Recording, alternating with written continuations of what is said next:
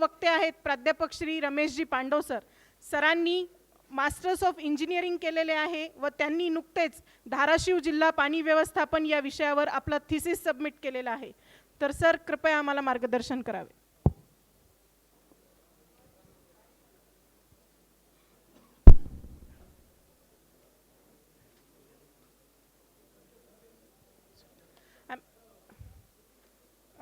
या ठिकाणी वैयक्तिक पद्य सादर करण्यात येणार आहे. वैयक्तिक पद्यासाठी मी आमंत्रित करते संजयजी घायाळ यांना.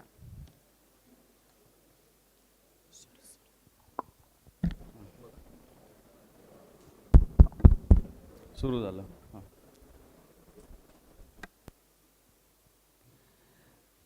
संस्कृति सबकी एक चिरंतन, खून रगों में हिंदू है. विराट सागर समाज अपना, हम सब इसके बिंदु है. संस्कृति सबकी एक चिरंतन, खून रगों में हिंदू है. विराट सागर समाज अपना, हम सब इसके बिंदु है. खून रगों में हिंदू है. राम कृष्ण गौतम की धरती, महावीर का ज्ञान यहाँ. वाणी खंडन मंडन करती, शंकर चारों धाम यहाँ.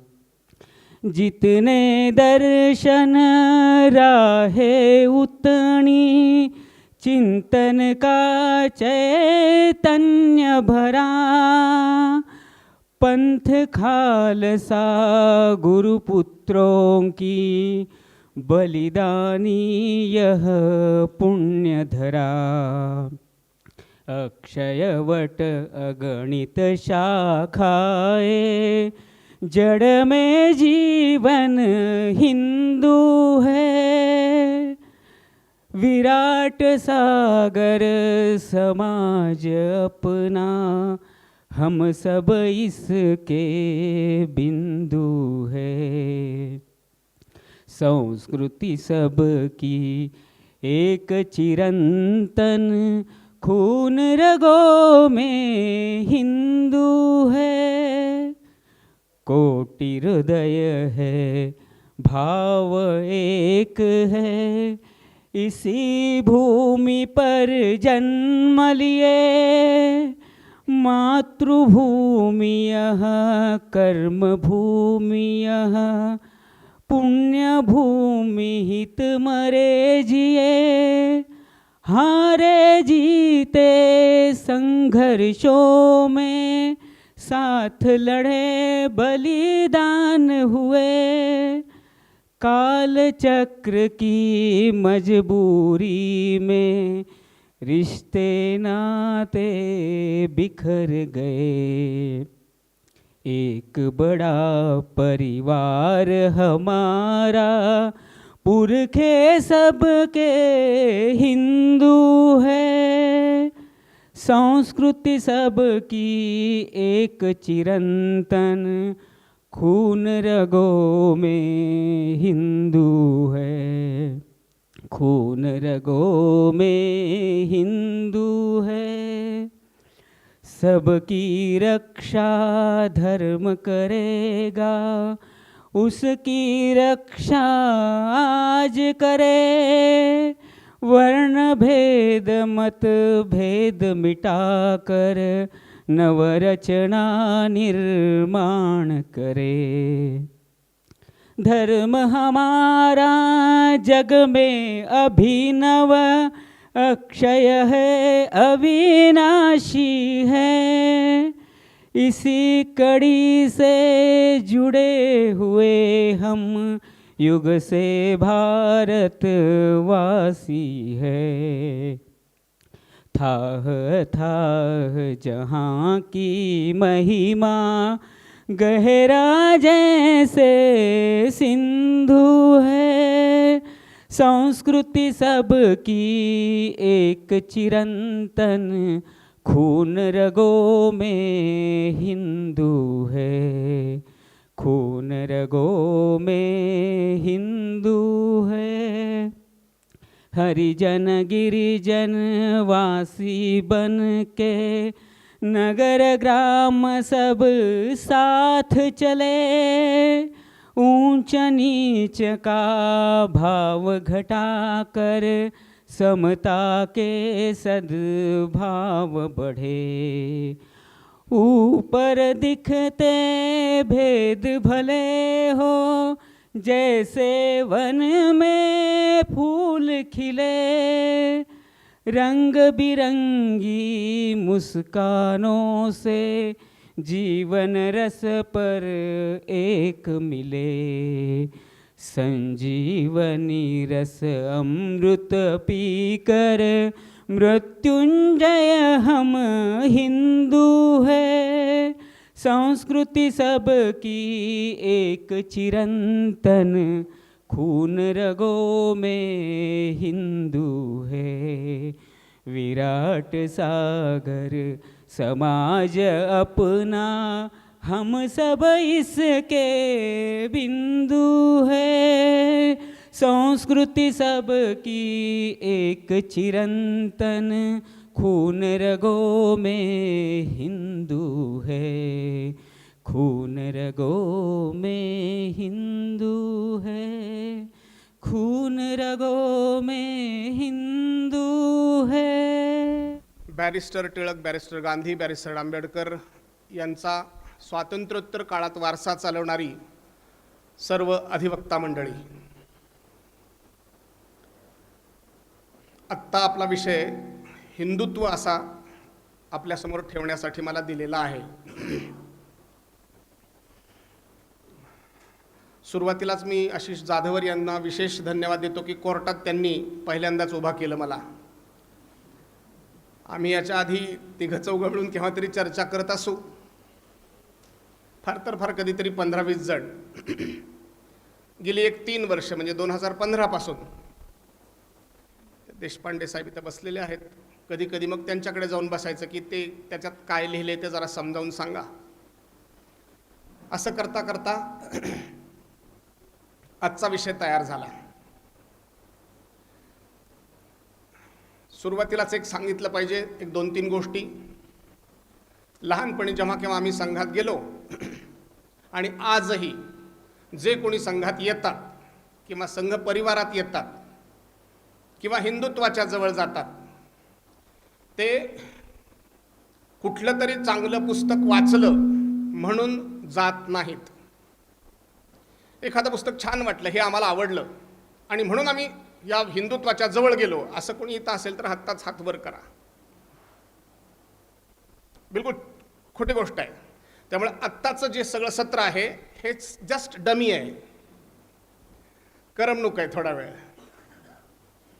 तुम्ही जे सगळे आलेले आहात ते कुठल्या ना कुठल्या माणसाच्या संपर्कातून आलेले आहात. घडली भानगड अशी आहे की गेल्या 1000-1500 वर्षामध्ये तुमच्याकडे काहीतरी तत्वज्ञान कमी होतं म्हणून मागे पडले असं बिलकुल नाही. गेल्या 1000 वर्षातल्याच अगदी घनघोर अंधकाराच्या काळात सुद्धा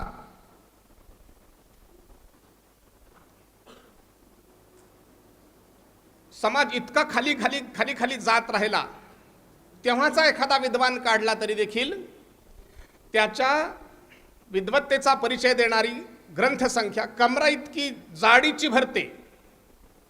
इतके मोठमोठाले विद्वान आहे, तरी आपण पारतंत्र्यात राहिलो ही गोष्ट निश्चित. मग जुळलं कसं? माझ्यासमोर नेहमी प्रश्न येतो. छत्रपती शिवाजी महाराजांनी कोणता ग्रंथ समजावून सांगितला? हिंदुत्व. नाव let us discuss something about Hindutva and then we will organize, then have swords and then fight with Aurangzeb and something like that. असलं काहीतरी शिवाजी महाराजांनी सांगितलं असण्याची शक्यता मला बिलकुल वाटत नाही. चुकला होता तो व्यवहार. या समाजातला जो आपल्यासारखा वर्ग आहे, जो मार्गदर्शक वर्ग आहे, त्या वर्गाने गडबड केली आणि मग ती उतरंड इथून तिथून केवळ 7,000 जातींची आपल्या देशातली परस्परांपासून इतकी दूर होत गेली की बॅरिस्टर आंबेडकरांना हे सांगावं लागलं की जाती या देशविरोधी आहेत. अर्थात हे एकमेव कारण नसलं तरी दुसरं एक कारण आणखीन आहे, ते असं की त्यामुळे स्वाभाविकपणानं आम्ही जातीला धर्म मानलं आणि असा धर्म मानल्यामुळे आमचा विस्तार इतका कमी झाला की आम्ही आमच्या जातीपुरते राहिलो, संकुचित झालो. त्यामुळे त्यालाच आम्ही असं म्हणतो की अस्मिता या देशातली विसरली गेली, बाजूला पडली गेली. राजर्षी शाहूंच्या जीवनातलं एक उदाहरण मला मुद्दाम उद्धृत करायचं आहे. राजर्षी शाहू हा माझा फेवराईट हिरो आहे, हे लक्षात ठेवा. मी त्यांचं चरित्र सगळं वाचलं. जे ज्यांनी लिहिलं ते जयसिंगराव पवार माझे गुरु आहेत. कोल्हापूरला गेलंय की कधीही भांडत बसायला माझी ती हक्काची जागा आहे आणि माझं भांडण संपलं की ते मला शाल श्रीफळ देतात, पाठीवर थांबल्या जा म्हणतात, खेळ आता. राजर्षी शाहूंच्या जीवनातली कथा आहे. गुरु त्यांचे फ्रेझर होते. अशा संस्थानिकांना शिकवण्यासाठी म्हणून एक एक मास्तर इंग्रज ठेवला जायचा, त्यातला फ्रेझर होता. त्या फ्रेझरनं राजर्षी शाहूंच्याबद्दल लिहून ठेवलंय, हा माझा शिष्य, याने माझ्याबरोबर कधीही घरी अथवा बाहेर प्रवासात भोजन घेतलं नाही, जाती धर्माचं कडक पालन केलं. राजर्षी शाहू याच्यासाठी प्रसिद्ध नाही आहेत, मला हे मुद्दाम सांगायचं आहे. राजर्षी शाहू एकदम उलट्या गोष्टीसाठी प्रसिद्ध आहेत. आणि ज्या क्षणी हे लक्षात आलं राजर्षी शाहूंच्या, हा तर अधर्म आहे, हा धर्म नाही, त्या क्षणी राजर्षी शाहूंचं चरित्र पालटलं. आणि त्यानंतरचा सगळा राजर्षी शाहूंचा काळ आजही महाराष्ट्राला मार्गदर्शक आहे. पण तो प्रत्येक जातीच्या अभिमानकर्त्याला बोचणारा असल्यामुळे फार उजागर केला जात नाही. राजर्षी शाहूंची 16 व्याख्यानं प्रिंटेड आहेत, तसे अनेक आहेत पण प्रिंटेड आहेत. जयसिंगराव पवारांनी जे छापलेलं 1000-1200 पानांचं चरित्र आहे त्याच्यात ते विशेष करून आहे. मला इकडे पुन्हा गाडी वळवायची आहे की सगळ्या वकील मंडळींनी इतिहास घडवला आहे आणि जेव्हा लक्षात आलं की हा समाज असा रसातळाला चाललाय, त्या वेळेला ही बॅरिस्टर मंडळी उभी राहिली व्यवहारातून. आणि मग ज्याच्याशी लढाई खेळायची त्याच्याशी डोकं लावून आपण हे स्वातंत्र्य मिळवलं. स्वातंत्र्योत्तर काळात पुन्हा एकदा अशाच प्रकारचं स्वराज्य स्थापना करण्यासाठी म्हणून आपण सर्वांना या ठिकाणी गोळा करण्यात आलेला आहे. त्यातल्या फार खोलवर न जाता आपल्याला जो विषय हिंदुत्व दिलाय, त्या हिंदुत्वाच्या पुनरुत्थापनासाठी, हिंदुत्व या देशातलं कधी नष्ट झालं नव्हतं, ग्रामीण भागात विशेषतः ज्यांना अडाणी मानलं जातं तिथे शिल्लक होतं 101%. तथाकथित दलित आणि सवर्ण यांच्यात सगळीकडे होतं. विशेषतः बहुजन समाज गटात हे जास्ती जागृत राहिलं, व्यवहारातून शिल्लक राहिलं. आजही जाहीर प्रार्थना आव्हान आहे, हिंदुत्वाचा व्यवहार पाहिजे असेल तर जे ग्रामीण भागातले नाहीत अशा मंडळींनी ग्रामीण भागात आपल्या विविध समाज गटांमध्ये काही काळ जाऊन राहावं. शक्य असेल तर खळ्यावर रात्रीच्या वेळेला झोपायला हरकत नाही, उन्हाळ्याच्या दिवसात, आत्ताची खळी नव्हे. तिथे तुम्हाला हिंदू समाजातला हिंदुत्वाचा व्यवहार काय असतो त्याला माहिती नाही, याला हिंदुत्व म्हणतात. पण प्रारंभ करतो आणि मग पुस्तकी ज्ञानाकडे वळतो. खळ्यावर गेलो होतो दुपारच्या वेळेला, आम्ही भाकर घेऊन गेलो, कामावरचा गडी मोहन आहे, जेवायला बसलो. जेवण सुरू झालं, दोघे आम्ही जेवायला बसलो. त्या भाकरीचे त्यांनी 4 तुकडे केले, इकडे त्याला 4 कोरा असं म्हणतात. मी म्हणलं मोहनराव, वयानं खूप मोठे होते, आहोजावच बोलत होतो. त्याला मोहनराव ते भाकरीचे 4 तुकडे का केले? हातात भाकर घ्यायची, त्याच्यावर पिठलं ठेवायचं आणि तुकडा तुकडा मोडून खायचा. ते म्हणले अडाण्याच्या लेकराला कळत नसतंय म्हणले. म्हणलं मी अडाणी?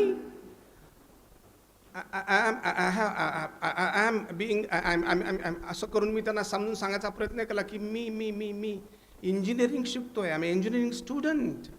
Mohan, you are not getting my point. मला आडाण्याच्या लेकराला कळत नाही. म्हटलं ते कसं? ते म्हणाले, आपण जेवण सुरू केल्यावर जर मध्येच कुणी पाहुणा, रावळा, सोयरा, कुत्र, मांजर आलं तर त्याला उष्ट टाकायचं नाही, तर जी शिल्लक कोरभर आहे, जिला मी हात लावला नाही, तो तुकडा त्याला टाकावा लागतो. हिंदुत्वाचा प्रारंभ इथे आहे. त्याला हे माहिती नाही. अशी कितीतरी शेकड्यानं उदाहरणं सांगेन, शेकड्यानं घडलेली माझ्याच आयुष्यात. तुमच्या आयुष्यात तर असं घडलंच असेल. पण त्यामुळे घडलं असं की समाज थोडा का होईना पण ओलसरपणानं एकमेकाला चिकटून राहिला. पण काही मंडळी असतात, well let us have some discussion, then decide, and then we will do something, not all but do something. म्हटलं डू समथिंग तर डू समथिंग, तेवढ्यासाठी तर हरकत नाही, जेवढं डोकं लावता येईल तेवढं लावूया. आम्ही 90 वर्ष आरडाओरड करत होतो हिंदुत्व म्हणजे काय. आमच्याकडे तर कोणी लक्षात दिलं नाही. टिळकांनी व्याख्या केली, तिकडं लक्ष कोणी दिलं. सावरकरांनी व्याख्या केली, तिकडं लक्ष नाही. आंबेडकरांनी केली, तिकडंही लक्ष नाही. जेव्हा संविधान लिहिलं गेलं त्याही वेळेला त्याच्यात पुरेसं स्पष्टीकरण आलं तरी सुद्धा सत्तेत असलेले असोत अथवा नसलेले असोत, ज्यांचा ज्यांचा संविधानाशी संबंध आला, त्यांनी या गोष्टीचा कधीही विचार केला नाही की हे संविधान तयार होत असताना देशामध्ये नेमकी वैचारिक परिस्थिती काय होती. 2 ओळीत मांडतो. जर छत्रपती शिवाजी महाराजांनी इथे स्वराज्य स्थापन केलं नसतं तर त्यानंतर घडलेला जो 2-2.5 वर्षांचा इतिहास आहे, त्या पार्श्वभूमीवर डॉक्टर बाबासाहेब आंबेडकरांनी ही घटना म्हणजे संविधान लिहिलं असतं का?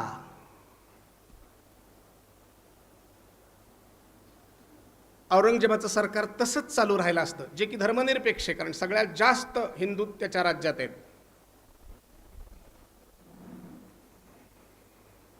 लिहिलं असतं काय? छत्रपती शिवाजी महाराजांचं स्वराज्य याचा अर्थच असा, त्यातला एक पैलू, अनेक पैलू आहेत, त्यातला एक पैलू असा, त्यांनी कुठलं होते शर्यत नाकारलं. शर्यत नाकारलं, त्याच्या आधारावर राज्यकारभार जीवन चालणार नाही. मग कशाच्या आधारावर चालेल? डॉक्टर बाबासाहेब आंबेडकरांनी आणि त्यावेळच्या 286 ते 324 अशी वेगवेगळ्या ठिकाणी वेगवेगळा आकडा मिळतो संविधान सभेतल्या लोकांचा. सुरुवातीला काहीतरी 324 होते, आकड्यात जाऊ द्या, शेवटच्या दिवशी 286 होते, 25 नोव्हेंबर 1949ला. या सगळ्या लोकांच्या संमतीनं, साक्षीनं जी चर्चा झाली 2/11/7, 2 वर्ष 11 महिने 7 दिवस, त्या सगळ्या लोकांनी मिळून जे ठरवलं, आमचं ठाम मत आहे तो हिंदुत्वाचाच अर्क आहे, अन्यथा हे लिहू शकले नसते. विविध लेखकांची त्याच्यावरची वेगवेगळी मतं आहेत आणि वारंवार हे या ठिकाणी सांगण्यात आलं की हा समाजवादी देश आहे आणि धर्मनिरपेक्ष देश आहे, जे की आम्हाला अधिवक्ता परिषदेशेत सहित त्याच्या ओरिजिनला सगळ्यांना 100% मंजूर आहे. फक्त यालाच हिंदुत्व म्हणायचं नाही असं विरोधकांनी ठरवलेलं असतं. यालाच हिंदुत्व म्हणायचं की नाही याची शंका आमच्याही मनात असते. एकदा जर स्पष्ट केलं की हिंदू हा शब्द कट्टरतेच्या विरोधातच वापरला जाऊ शकतो. हिंदू म्हणजेच विशालता, कट्टरता नाही, किंबहुना कट्टरतेच्या उलटा शब्द हिंदू असा आहे. करा की दुही आणि हिंदू, नाही का तसं? असंच आहे ना. आता ठीक आहे, तो शब्दश्लेष जाऊ द्या, पण आपला जो विचार आहे तो स्पष्टपणानं विशालतेचा आहे. आणि तो किती विशालतेचा आहे खरंच त्याला अर्थ नाही. No new bounds, no new bounds, बिलकुल सीमारेषा नाहीत. आणि म्हणून ज्या वेळेला बाळासाहेब ठाकरे, मनोहर जोशी, प्रभू, राम जेठमलानी, राम श्रोयास ही सगळी मंडळी कोर्टात उभी राहिली, आधी इथल्या हायकोर्टानं सांगितलं की ते नको, ते काहीतरी बाळासाहेब ठाकरे म्हणाले हिंदूचं ते संकुचित आहे, रदबातल. ते सुप्रीम कोर्टात जेव्हा गेले तेव्हा सुप्रीम कोर्टाने हिंदुत्व या विषयावर केलेलं जे व्याख्यान आहे हे आपण आपल्या प्रत्येकाने आपल्या संग्रही किमान 5-5 प्रती ठेवाव्यात. Barrister Tilak, barrister Gandhi, barrister Ambedkar यांचे वारसदार या नात्यानं आलेल्या कोणत्याही तिरपागड्या डोक्याला ते खाद्य देत जावं, हे वाचमाय. कारण चर्चा करून कळायसारखं बिलकुल नाही आणि सगळेजण त्या माझ्या कामावरच्या मोहन सारख्याच्या संपर्कात जातील याची शक्यता कमी. दिवसभराचा आमचा रामरगडा असा आहे की आम्हाला ते काहीतरी खूप वेगळं होतं. Sometimes we go for vacations you see, but not I mean every time. Sometimes it is possible. Yeah okay. हां, माझ्या मुलांना मी घेऊन जातो आणि माझी मुलं अशी चवड्यावर चालतात, टाचा टेकवीत नाही, तर सो डॅट इट इज, तर हरकत नाही. पण सगळ्यांना ती संधी नाही मिळणार. निदान हे पुस्तकाची संधी मिळेल, आपल्या संग्रही असावं. स्पष्टपणानं त्याच्यातली काही प्रतिपादनं जरा लोकांकडून सांगितलेलं बरं वाटतंय म्हणून ज्यांच्याकडून आपल्याकडे हे साम्राज्य आलं त्यांच्या एन्साइक्लोपीडी या ब्रिटानिकाचे 15वें संस्करण में हिंदुत्व का अर्थ लिखा है. मनात प्रश्न येईल, मग वेदात का नाही, उपनिषदात का नाही, गीतेत का नाही? ब्रिटिशांनी लिहावं काय? लिहिलंय हे खरं आहे, त्याच्यात का नाही याची चर्चा नंतर करू. पण एक गोष्ट स्पष्ट आहे, त्यांनी जे लिहिलंय ते जशाला तसं आम्हाला मंजूर आहे. त्यातल्या काही ओळी वाचतो. हिंदुओं का जो मूलतः सिंधु नदी के क्षेत्र के लोगों की संज्ञा थी, सभ्यता जो लगभग 2000 वर्षों में वेदों से विकसित हुई, इसमें परस्पर विपरीत मत तथा तत्व निहित है. यह एक विराट अविच्छिन्न समग्र का अत्यंत जटिल संपूजन है. हिंदुत्व में समस्त जीवन का समावेश है, इसलिए धार्मिक, सामाजिक, आर्थिक, साहित्यिक व कलात्मक पक्ष है. एक धर्म मत के रूप में हिंदुत्व अत्यंत वैविध्यमय दर्शन, पंथों तथा सिद्धांतों का संगठन और प्रसार है. उसके विविध संप्रदाय, पंथ एवं जीवन शैलियां हैं. सिद्धांततः समस्त विश्वासों, श्रद्धा रूपों, उपासना रूपों को समाविष्ट करता है. वह किसी भी वर्जना का निषेध नहीं करता.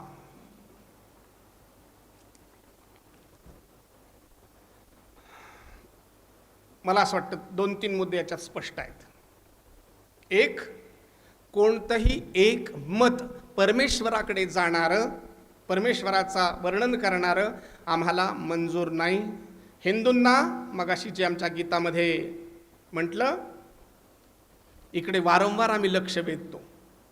रामकृष्ण गौतम की धरती, महावीर का ज्ञान जहां, वाणी मंडन खंडन करती, शंकर चारो धाम जहां, जितने दर्शन राहे उतनी, चिंतन का चैतन्य भरा, पंज खालसा गुरुपुत्रों की, बलिदानी यह पुण्य धरा.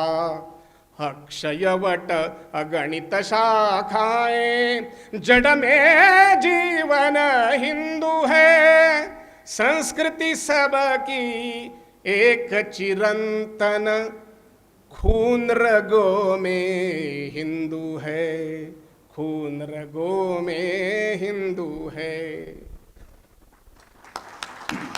मोहम्मद करीम छागला आपल्या समाजापैकी एक, त्यांनी सांगितलं, we have changed our religion not forefathers, खून रगो में हिंदू है. आमच्या गावाकडे गेलो म्हणजे मग मला मुसलमानाच्या गल्लीतून जावं लागतं.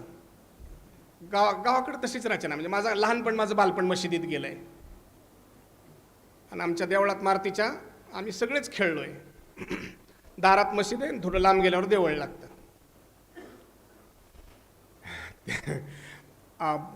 रात्री 11:30चा सुमार आई म्हणली मला कडूबाईकडे जाऊन यायचं. म्हटलं ही कडूबाई कोण? तर ती म्हणाली कडूबाई म्हणजे ती आपली नाही का मुसलमानी आपल्याकडे कामाला येते ती. म्हटलं बरं. म्हटलं 11:30ला मुसलमानाच्या गल्लीच्या त्या टोकाला तू एकटी? म्हणजे मग काय झालं? मी आधुनिक आहे आणि जगात काय चाललं मला माहिती आहे, पाकिस्तान म्हणजे काय माहिती आहे, काश्मीर म्हणजे काय माहिती आहे, असं मी कसं आईला जाऊ देईन. म्हटलं मी येतो बरोबर. मग कंदील घेतला आणि त्या टोकाला गेलो. आई म्हणली तुला बसायचं असलं तर बस, नाही तर जा घरी. म्हटलं मी नाही घरी जाणार. मी मध्ये एकदा डोकावलो तर त्या नवऱ्या नवरीच्या पलंगावर आमची आई बसून गाणं गात होती. क्या करू वल्ला पलंग पे गिरा छल्ला.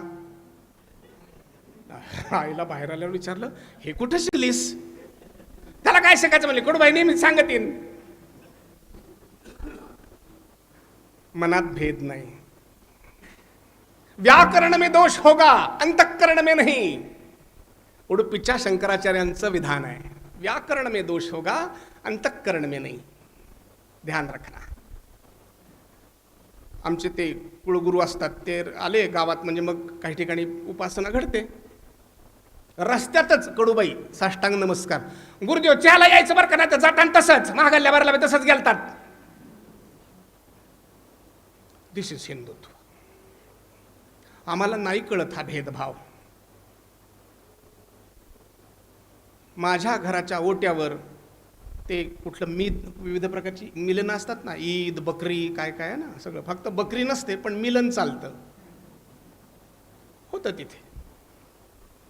त्यामुळे असा कुणी कोणत्याही पद्धतीनं पूजा प्रार्थना करतो याला आम्ही नाव दिलंय रिलिजन, उपासना पद्धत, मत. त्याच्या आधीच्या 3 शिड्या ज्या आहेत त्याचा कोणी परिचय करून देत नाही. या देशाचं, भारत देशाचं म्हणजे या हिंदू राष्ट्राचं वैशिष्ट्य असं आहे की आणि त्याच्या आधीच्या 3 पायऱ्या खूप छान विकसित करून उपासना पंथ सगळ्यात शेवटी ठेवला आहे. त्याला म्हणतात चतुर्विध पुरुषार्थ. प्रारंभ होतो धर्माने, मग अर्थ, मग काम आणि मग मोक्ष. मोक्षाच्या सगळ्या वाटा विविध ठिकाणी विकसित झाल्या. अर्थात मोक्षाची अंतिम वाट आणि विकसितपणा त्याचं स्पष्टीकरण आपल्या इतकं पुन्हा एकदा मॅच्युअरली कुणी दिलेलं नाही. आम्ही धर्म म्हणजे ड्युटी असा शब्द लावतो. धर्म म्हणजे उपासना पंथ, मत नाही.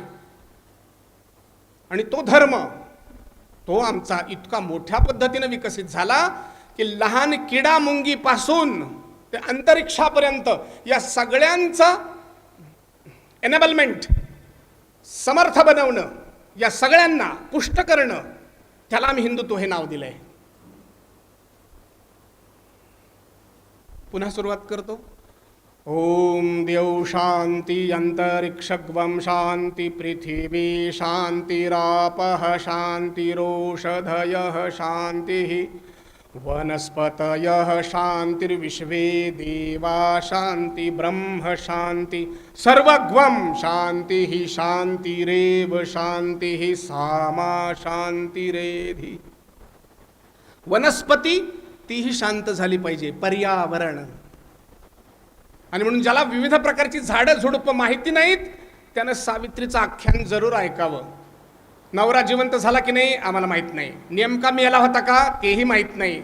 विवेकानंदांना सगळ्यांनी विचारलं अमेरिकेत, तुमची पुराणं तर सगळी थोतांड आहेत. विवेकानंद म्हणाले आम्हाला त्याची गरजच नाही, तू काही चर्चा कर, आम्हाला तिथून प्रेरणा मिळते, हे सत्य गोष्ट आहे. विवेकानंद म्हणाले आम्हाला माहिती आहे ते थोंडाट आहे. मी परवा पुण्यामध्ये होतो. बऱ्याच वेळेला विद्वान लोकांच्या समोरच जायचा योग येतो. तुमच्यासारखे बंधू कमी भेटतात मला समजून घेणारे. पुण्यात गेलो आणि मग मी टीका केली.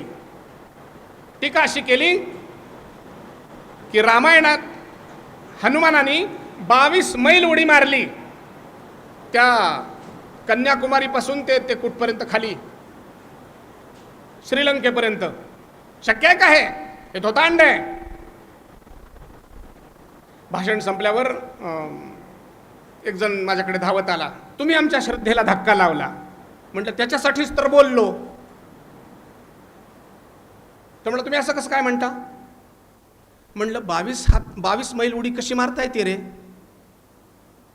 तो म्हणला त्याच्यासाठी तपश्चर्या करावी लागते. म्हणलं तुला जेवढा वेळ पाहिजे तेवढा मी देतो, तू 1 मैल उडी मारून दाखव.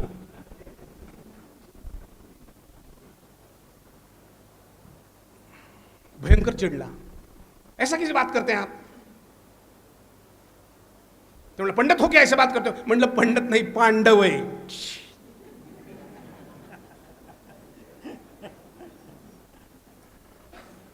ऐसा नाही होता. म्हटलं वाचलंस का कधी रामायण?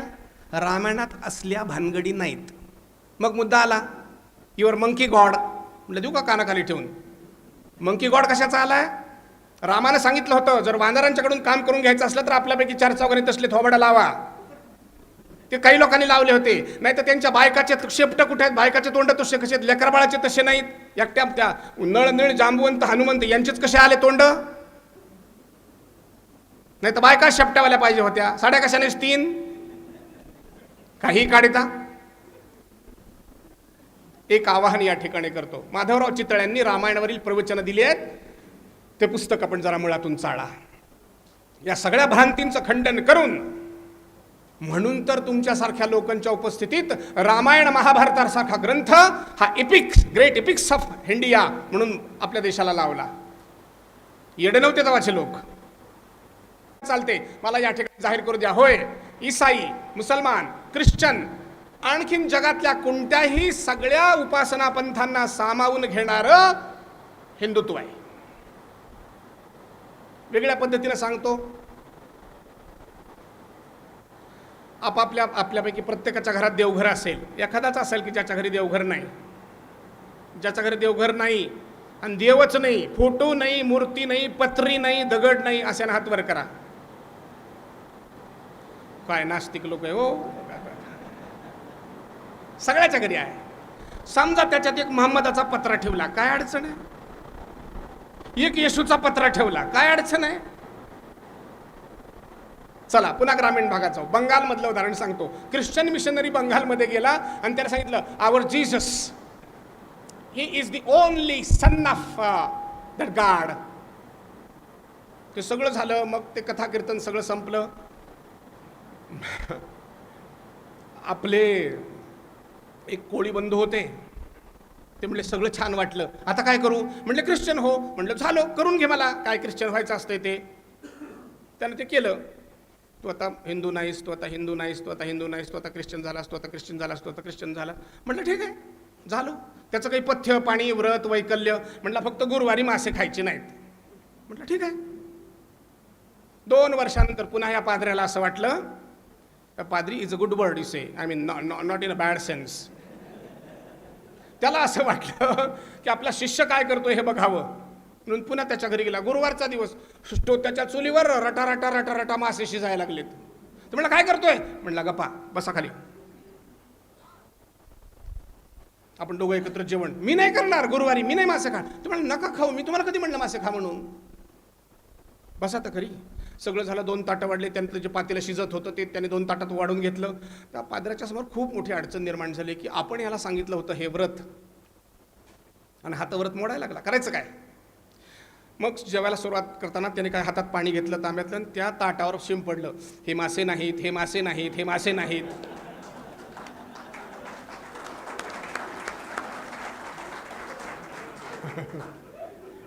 तो म्हणला असे तू मासे नाहीत म्हणलं ना, मासे नाहीत असं कसं होईल?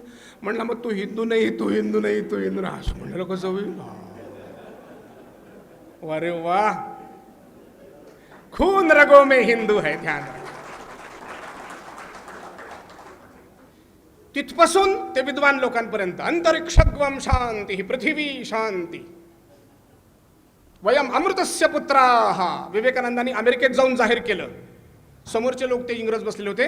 आम्हाला आतापर्यंत लेडीज अँड जेंटलमनही म्हटलं आणि आतापर्यंत पापातून तुमचा जन्म झाला आहे असंही म्हटलं. आणि हा म्हणतो वयम अमृतस्य पुत्र आहात, तुम्ही अमृताचे पुत्र आहात. ही काय भानगड आहे? न्यूयॉर्कच्या चर्चमध्ये 10 दिवस व्याख्यानं झाली विवेकानंदांची. आणि न्यूयॉर्कच्या चर्चमधले तिथले लोक म्हणाले यू आर आवर जीसस. याला हिंदुत्व असं म्हणतात.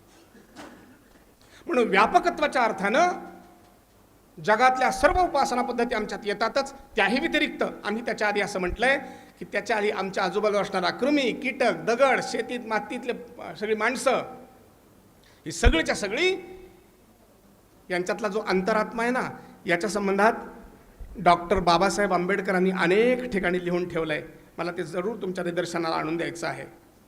बाबासाहेबांनी म्हटलंय सामाजिक समतेसाठी अत्यंत आवश्यक असणारा जो मूळ भाव आहे, तो मूळ भाव हिंदुत्वामध्ये जेवढा आहे तेवढा अन्यत्र कुठेही नाही. पान 90 बाबासाहेबांचे चरित्र आहे, बिगर संघवाल्याने लिहिलेलं आहे. हिंदू धर्माचा सिद्धांत ख्रिस्ती आणि महम्मदी धर्माच्या सिद्धांतापेक्षा कितीतरी पटीनं समतेच्या तत्वाला पोषक आहे. माणसं ईश्वराची लेकरं आहेत एवढ्यावरच न थांबता ईश्वराचीच रूपे आहेत असं मोठ्यानं निर्भीडपणानं हिंदू धर्म सांगत आहे. जेथे सारी ईश्वराचीच रूपे आहेत तेथे कोणी उच्च नीच असा भेदभाव करणे शक्य नाही. हे त्या धर्माचे एक महान तेजस्वी तत्व आहे. हे कोणासही नाकबूल करता यावयाचे नाही.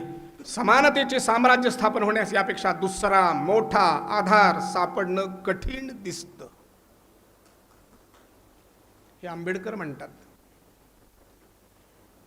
शुद्धी संघटन या चळवळी संबंधी आमचं मत असं आहे की हिंदू लोकांना आजच्या काळी शुद्धीपेक्षा संघटनेची विशेष जरुरी आहे. पान 91. मी अशा कितीतरी गोष्टी सांगू शकेन. आणि म्हणून हिंदुत्व हे कट्टरतेच्या विरोधात वापरला जाणारा शब्द आहे. सुप्रीम कोर्टाने वारंवार योगी अरविंद, राधाकृष्णन, एक त्याच्यातला आणखीन एक विशेष विचारवंत त्यांनी वारंवार हाताळला आहे. त्याचं नाव आहे मोनियर विलियम्स. सुप्रीम कोर्टाने त्याला उद्धृत केलं आहे. आपण त्याच्याशी सहमत आहोत. हिंदू शब्द ऐतिहासिकता और मूल स्रोत के बारे में अनेक विद्वानों में मतभेद है, किंतु सामान्यतः सभी विद्वान इस बात पर सहमत है कि हिंदू शब्द सिंधु नदी से बना है. इसे इंडस भी कहते हैं और यह नदी पंजाब से होकर बहती है. मोनियर विलियम्स का कहना है कि एशिया में पहाड़ों के दर्रे पार करके भारत आने वाले महान आर्यों को सिंधु नदी के तटवर्ती जिलों में बसे थे. सिंधु नदी को अब इंडस भी कहते हैं. अरब लोगों ने इसे हिंदू उच्चारित किया और अपने आर्य भाइयों को हिंदू नाम दिया. ग्रीक लोगों ने भारत के बारे में सर्वप्रथम अरब लोगों से जाना और इसके कड़े उच्चारण को छोड़कर हिंदुओं को इंडोई संबोधित किया. हिंदुइज्म, लेखक मोनियर विलियम्स, पृष्ठ 1. पुढे अशी अनेक उद्धरणं मी तुम्हाला सांगेन. आणि म्हणून हिंदुत्वाच्या कक्षेमध्ये भारतात राहणारा सगळे लोक येतात. मला अंडरलाईन इथे करून एक मुद्दा संपवू द्या. तो असा की भारत या शब्दाला पर्यायवाची शब्द हिंदू असाच आहे.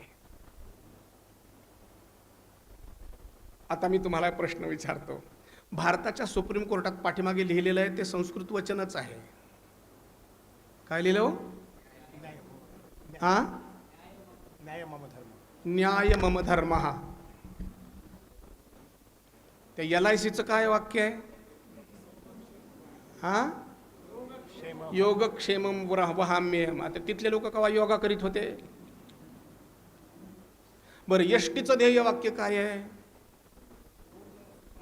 बहुजन सुखाय बहुजन हिताय. बरं, ह्या विद्यापीठाचं काय लिहिलंय? नाही ज्ञानेने पवित्रमिह विद्यते. हा, पोलिसांचं काय आहे? सदरक्षणाय खलनिग्रहणाय. बापा बापा बापा. पोलीस ते कोर्ट. राष्ट्रपती बसतात, त्याच्या पाठीमागे तथागत गौतम बुद्धांचा पुतळा आहे. तुटलेल्या हाताचा आहे. मी पाहून आलोय. वाईट आहे, ते बदलला पाहिजे. पण तथागत गौतम बुद्ध आहेत. आता मला कितीतरी अशा जागा शोधून द्या तुम्ही जिथे कुराण मधलं वाक्य लिहिलंय किंवा बायबल मधलं वाक्य लिहिलंय. ज्या सार्वजनिक सरकारी संस्था आहेत तिथे, आपापल्या घरात नाही. का? कारण स्वातंत्र्य प्राप्तीच्या काळापर्यंत सगळे हिंदू हे खूप जागृत होते. चुकूनही दुसरा कुठला प्रवेश होणार नाही याची काळजी त्यांनी घेतली. म्हणून महात्मा गांधींना, बाबासाहेब आंबेडकरांना, राजर्षी शाहूंना, फुल्यांना विशेष विशेष दंडवत काळजी घेतली त्यांनी. मग आपल्या मनात प्रश्न येईल ज्याचं मी सुरुवातीलाच उत्तर दिलं. आत्ताच्या मुसलमानांनी ख्रिश्चनांचं काय करायचं? काही करायचं नाही. एक एक पत्रात त्याच्या नावचा देवाचा आपल्या देवघरात ठेवायचा. बंगालमध्ये गेलेल्या दुसऱ्या ख्रिश्चन मिशनरी असं म्हणतो, मी त्याला समजून सांगितलं देवाचं स्वरूप. त्यानं माझ्यासमोर जिझसचं एक दगडी मूर्ती तयार करून आणली, पाण्यात ठेवली. तुमचा जिझस बुडाला की? कारण त्या पाद्र्यांनी एक लाकडाची मूर्ती आणली होती आणि त्याला आग लावून दिली होती आणि सांगितलं होतं की हे पाहे तुमचा देव कसा जळतोय. यानं दगडाची मूर्ती येशू ख्रिस्ताची केली आणि त्याला पाण्यात बुडवली, तुमचा देव बुडतो. या असल्या तर्कटांना अर्थ नाही. व्यावहारिक पातळीवर हे जिथल्या तिथे जसं तसं भांडायला चांगलं असतंय. मग सगळ्यात खाली गीता होती आणि देशाची गीता सगळ्यात महान, हे इथे मांडायसारखं नाहीये. सगळ्यात खालच्या बाजूला आमचा ग्रंथ होता, तो सगळ्या जगाचा आधार आहे. हे अलंकारिक स्वरूपात ठीक आहे, पण जेव्हा बाबासाहेब म्हणतात की सत्याग्रहाचं तत्व आम्ही भगवद्गीतेतून घेतलं आहे, तेव्हा त्याचा विचार करावा लागतो. हिंसा हिंसेचं तत्वज्ञान आणि त्याचं क्रिटिकल मांडणी बाबासाहेबांनी केली आहे. संपूर्ण आयुष्यात अनेक सत्याग्रह केले, कुठेही हिंसा होऊ दिली नाही. त्याचं मूळ गीतेत आहे असं सांगितलं, लेखी आहे. आणि बाबासाहेबांनी मग त्याच्यानंतर सगळा शोध कार्य सुरू केलं आणि आपल्या लक्षात असं आलं की वर्णभेद, जातीभेद, उच्च नीचता, विषमता, अस्पृश्यता ह्या सगळ्याच्या सगळे अधर्म आहेत, धर्म नाहीत. ह्या धर्माचा भाग नाही, अधर्म आहेत. आणि धर्म इज ड्युटी, सगळ्यांचं धारण करणं. त्याच्यानंतर मग त्याच्या पुढे ठेवले ते 2 पुरुषार्थ, एक ठेवला अर्थ. काही जरी असलं तरी पुख्याची गरज असते. असं तुम्हाला जर इथल्या साहेबांनी सांगितलं असतं ह्या दोन्ही की आज आपल्याला कडक उपास करायचा, सकाळपासून निराहार पाण्यावर राहायचंय, तरी ते सभागृहात एवढी माणसं दिसली नसती. निदान झोपलेले का होईना, आपण काही माणसं नक्की अवघड झालं असतं. लक्षात घ्या. आणि म्हणून हे व्रतवैकल्य हा उपासनेच्या दिशेनं जाणारा विषय आहे. प्रत्येकाला स्वातंत्र्य आहे. जाऊ द्या लोकांचं. एका घरात बायको शनिवार करती, नवरा शनिवार करतो, बायको मंगळवार करते. तो शनिवारची त्याच्या शनिवारची काळजी बायको करते आणि हिच्या मंगळवारची काळजी तो करतो. भेद नाही. हा, हे खरं आहे की जर तुम्हाला तिथपर्यंत पोहोचायचं असलं तर एकाच ठिकाणी 30 फूट खोदावं लागतं. अनेक ठिकाणी 5 फूट 6 फूट खोदून पाणी लागत नाही. हे खरं आहे. एकदा झालं म्हणतात असं. एकानं काही संकट आलं म्हणून हनुमानाला सूत्र भीमरो भीम, त्याला वाटलं येईल काय की.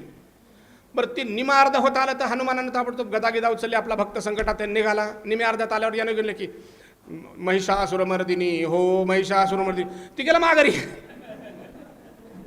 मग ते महिषासुरमर्दिनी असा पातळ बितळणी छान चोक करून मेकअप करून निघाल्याबरोबर निम्या अर्ध्यात गेले की यानं गुरुदेव दत्त गुरुदेव दत्त गुरुदेव, ते माघारी गेले. घोटाळा होतो. अर्थ नीट समजून घ्यायचा असेल ततः क्षीयते प्रकाशावर्णम. या कुठल्याही देवतेचा आलंबन सपोर्ट घेऊन साधनेला सुरुवात केल्यानंतर दम काढावा लागतो. जरा हळूहळू पटल दूर होतात आणि मग प्रकाश झोत येतो. हे जगद्गुरु तुकोबारायांच्याकडून शिकायला पाहिजे. ज्याने प्रारंभ केला गाढवावनी चर पण एखादं शिकर, हा प्रारंभ आहे. पण मागे उभा मंगेश, पुढे उभा मंगेश, माझ्या पुढे देव माझा पाहत आहे. मागे उभा मंगेश, पुढे उभा मंगेश, पाया पडू गेले तव पाऊल चिन्ह दिसे, उभाची स्वयंभुवसे. तू शेवट आहे. प्रारंभ कुठून करा. तिथे पोचण्यासाठी हळूहळू त्याच्यासाठी आम्हाला अभ्यास करावा लागतो. पण ही मोक्षाची वाट एक स्वतंत्र गोष्ट आहे. फार अवघड झालं. सोपं सांगून पुन्हा धर्माकडे येतो. आपल्यापैकी अनेकांचं वय आता 50च्या पुढे आहे. लग्न झालं, लेकर बाळ झाले. लग्न होण्यापूर्वी शाळेत असताना केव्हा तरी लाकडाचा बैल करून त्याच्या नाकात व्यसन घालून एक दोरी बांधून खेळले असण्याची शक्यता आहे. प्लास्टिकचा, दगडाचा, लाकडाचा. त्यावेळेला जीव सगळा माझा त्याच्यात होता. समजा लग्नाच्या वेळेला तसाच प्रकारचा एखादा बैल आणून तुम्हाला मी सप्रेम भेट दिला तर आपल्या बायको समोर त्या लाकडाच्या बैलाच्या नाकात व्यसन घालून तशीच दोरी ओढून खेळाल काय? नाही? इतक्या प्रेमानं दिल्यावर मग घडलं काय? मला त्या लाकडाच्या बैलापासून मुक्ती मिळाली. बैल तिथेच आहे, मी इथे आहे, पण माझा आणि बैलाचा आता अटॅचमेंट नाही, याला म्हणायचं मुक्ती. तसंच हा जो आजूबाजूला चालणारा सगळा प्रपंच आहे, या प्रपंच तिथेच असेल, मीही इथेच असेल, पण कोणतीही अटॅचमेंट असणार नाही, अनासक्ती असेल, याला म्हणायचं मोक्ष. आणि हे सगळं करत असताना आजूबाजूला उद्ध्वस्त करत चालायचं नाही. बराच वेळेला आपल्याकडची मंडळी पूजा करत असताना त्या गाबड्याला तिकडे घे, मगापासून मी पूजा करताना जागा पतपत पतपत पतपत करत आहे, गेली पूजा मातीत गेली.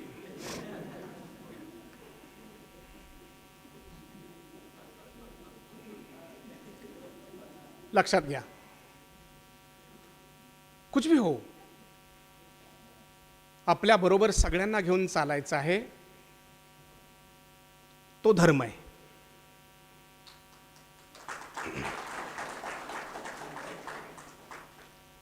आणि म्हणून आमच्याकडे प्राचीन काळात पद्धत होती, आजही आहे, आताही पुन्हा वाढवायचा बेत दिसतोय जाधवर साहेबांचा. पण ते बुर्जवा ठरतं ना, गाईला घास घातल्याशिवाय जेवायचं नाही, हे बुर्जवा आहे ना, होय ना मुंडे साहेब? प्रतिगामी आहे, सांप्रदायिक आहे, आणि तिचं दूध पिताना लाज नाही वाटत. गाईचं दूध छान असतं, आणि मग तिच्या रक्षणासाठी समजा कोणी झटत असलं तर का बोंब मारतो?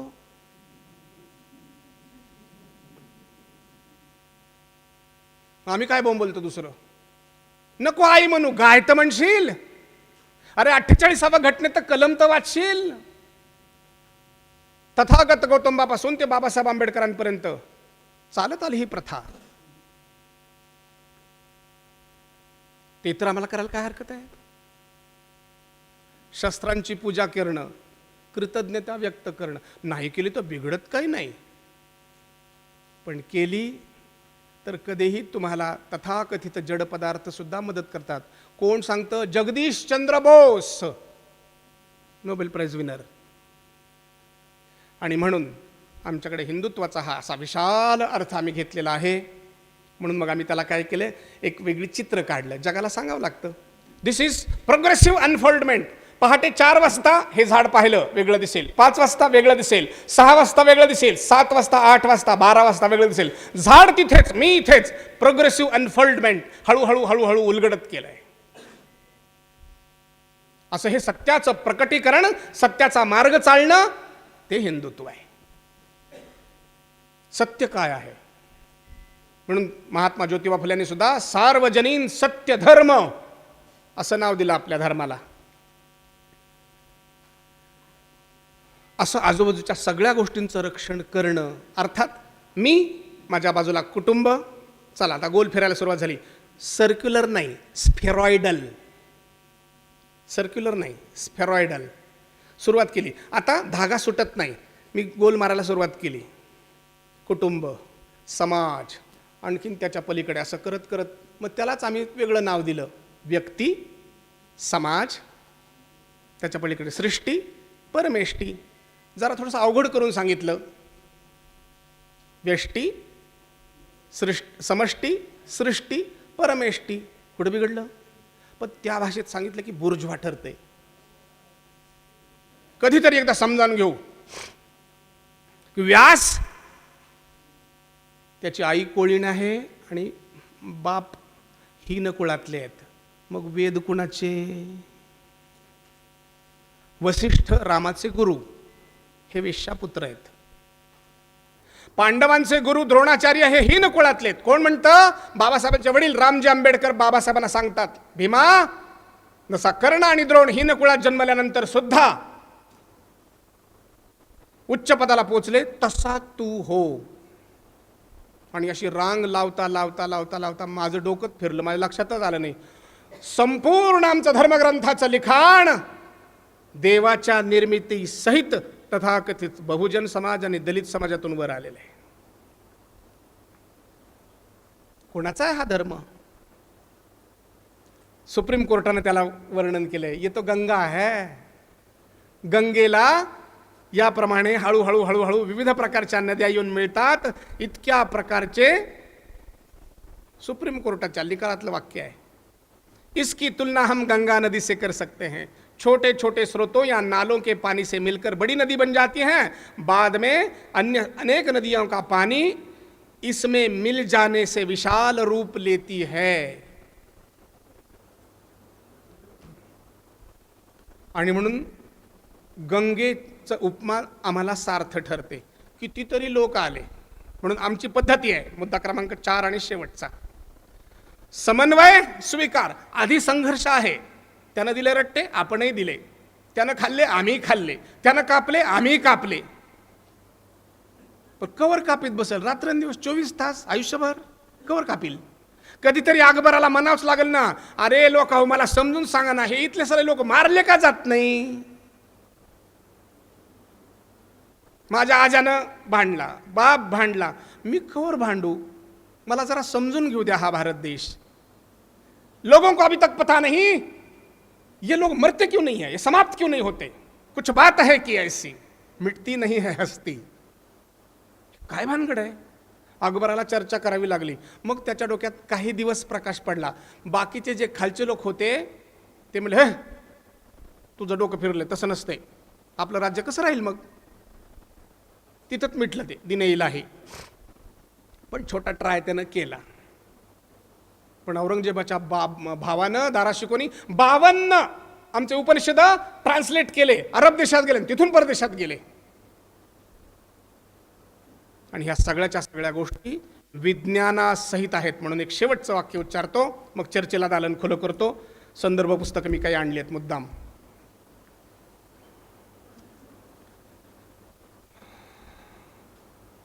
बाहेरच्या जगापर्यंत आमचं सगळं तत्वज्ञान पोहोचलं। अमेरिकेत हिंडत होतो, आपल्यासारखीच माणसं दिसली, पण नवीन पद्धतीची होती, म्हणून मी त्यांना पटकन विचारलं, मला वाटलं आपल्याकडलेच आहे तर, म्हणून त्यांना म्हणलं की अमेरिकेत कधी आले? त्यामुळे फाडन गोळी हुकली। भारत से इधर कब आए? Excuse me, we are not getting your point, I mean हे कामातून गेलं। मग म्हणलं, मग ते जीभ अशी उकडी तिकडी करून जे काही ट्रेनिंग घेतलं होतं, Wien did you come from India, तिकडची माणसं पटकन उत्तर देत नाहीत। असं एकदा इकडं तोंड, एकदा तिकडं तोंड, एकदा हा खांदा, एकदा तो खांदा, वाल, आणि मग तो मला प्रश्न विचारतात, वेन डिड यू कम? म्हणलं मला 3 महिने झाले, I came before 3 months. We came here 3,500 years back. Do you know there is an India named country on this earth? Yeah, we know. We came from the same country. You are from India? Oh, yeah. त्यांची इच्छा आहे भारत बघायची। तुम्ही सांगितलं तो बोलावून घेतो दाखवायला। औरंगाबादची एखादी गल्ली, बीडची एखादी जुनी गल्ली, इथली बुढी लेन, आमच्या गावाकडचा ते बाहेरचा राजवाडा, बोलून घेऊ त्यांना पाहायला भारत देश। या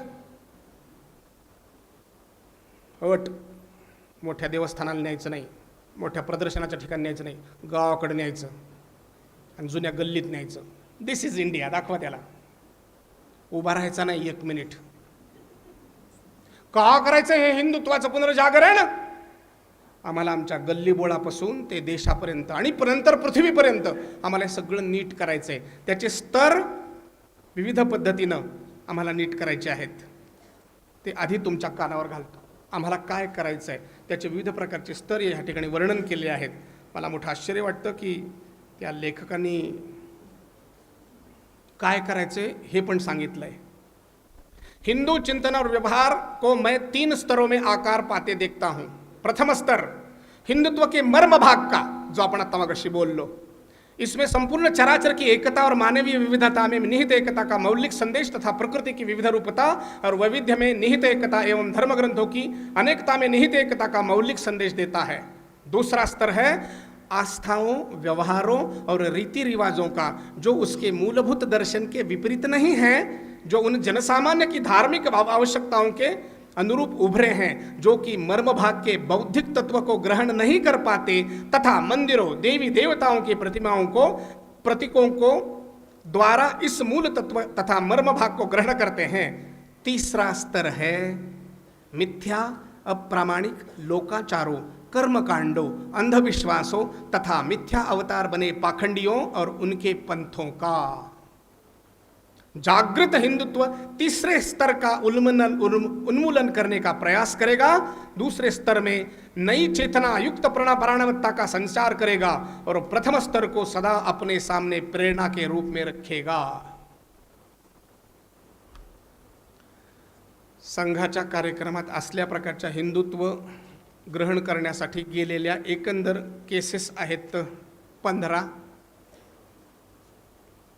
हिंदुस्थानाच्या सगळ्या प्रांतातून केसेस, कोर्ट केसेस झाल्या संघात गेलेल्या लोकांवर। त्याच्यासाठी एक पुस्तक आहे, क्या कहते हैं संघ पर न्यायालय। 2-3 वाचून दाखवतो, बाकीचं नंतर तुम्ही वाचू शकता। किसी भी अस्थायी सरकारी कर्मचारी को कहकर सेवा से हटाया नहीं जा सकता कि वह राष्ट्रीय स्वयंसेवक संघ का सदस्य है। कोर्ट केस है 1955। राष्ट्रीय स्वयंसेवक संघ के समारोह पर दिया गया भाषण भारतीय दंड संहिता की धारा 153 के अधीन अपराध नहीं है। पटना, बिहार आणि असे अनेक प्रकारचे आहेत केसेस जिथे आमच्या पाठीमागं कोर्ट लावल्या गेलं, पण कोर्टात हे टिकलं नाही आणि शेवटी 1995ला सुप्रीम कोर्टाने त्याच्यावर शिक्कामोर्तब केली। शेवटचं वाक्य, आम्ही कुणीही सांगून चाललं नसतं, पण भारताच्या घटनेत 123 जी धारा आहे त्याच्यात हिंदूची व्याख्या आहे, हिंदू कोडबिलातही आहे, धारा 123 आहे त्याच्यातही हिंदूचं स्पष्टीकरण दिलेलं आहे। म्हणून आम्ही कुणी मानून चाललं नसतं। डॉक्टर बाबासाहेब आंबेडकर एकमेव महापुरुष, त्याला शत नमन। त्यानं हिंदूला ऑथेंटिसिटी दिली कायद्यात। आता कुणी काही बरोळ द्या, हिंदू नावाचा शब्दच नाही, हिंदू नावाचा शब्द आरबान दिला, हिंदू नावाचा ह्यान केला, हिंदू म्हणजे हीन असतो, कुणी काही बरोळ द्या। जर तसंच असतं तर बाबासाहेब आंबेडकरांनी हिंदू कोड बिलाला नीच कोड बिल असं नाव दिलं असतं, नाही दिया। हिंदू म्हणून जन्मलो पण हिंदू म्हणून मरणार नाही, तरी देखील या हिंदू कोड बिलात तथागत गौतम बुद्धांचा बुद्ध धम्म त्यांनी घातला। हे सगळं जेव्हा संपलं तेव्हा वादग्रस्त घटना घडली आणि मी तिथे थांबतो, म्हणजे मग आग लावून देतो, तुम्ही मग बोलत बसा। ते सगळं झालं, 286 लोक उठले आणि बाबासाहेबांच्या हातात जाऊन हात घालू लागले। 25 नोव्हेंबर 1950, बाबासाहेब तुम्ही आमचे मनू आहात, घ्या।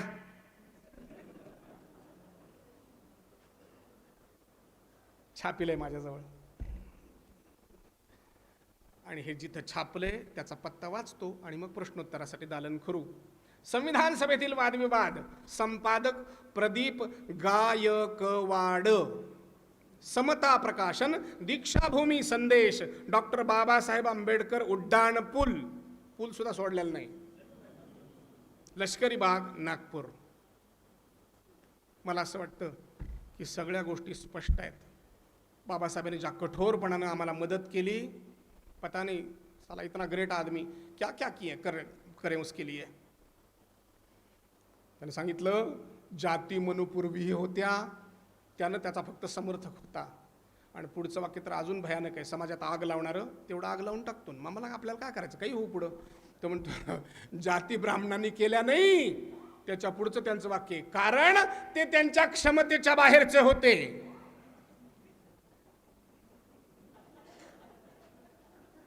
बसा बोंबलत, मी आग लावून दिली आहे, चिंतन करा। पुस्तकं पाहिजे असतील तर इथं आहेत, संदर्भासाठी काही प्रश्न एखाद दुसरा चालेल। शेवटी मी पुन्हा 2-3 मिनिटं समारोप करीन, काही प्रश्न असतील तर जरूर विचारा।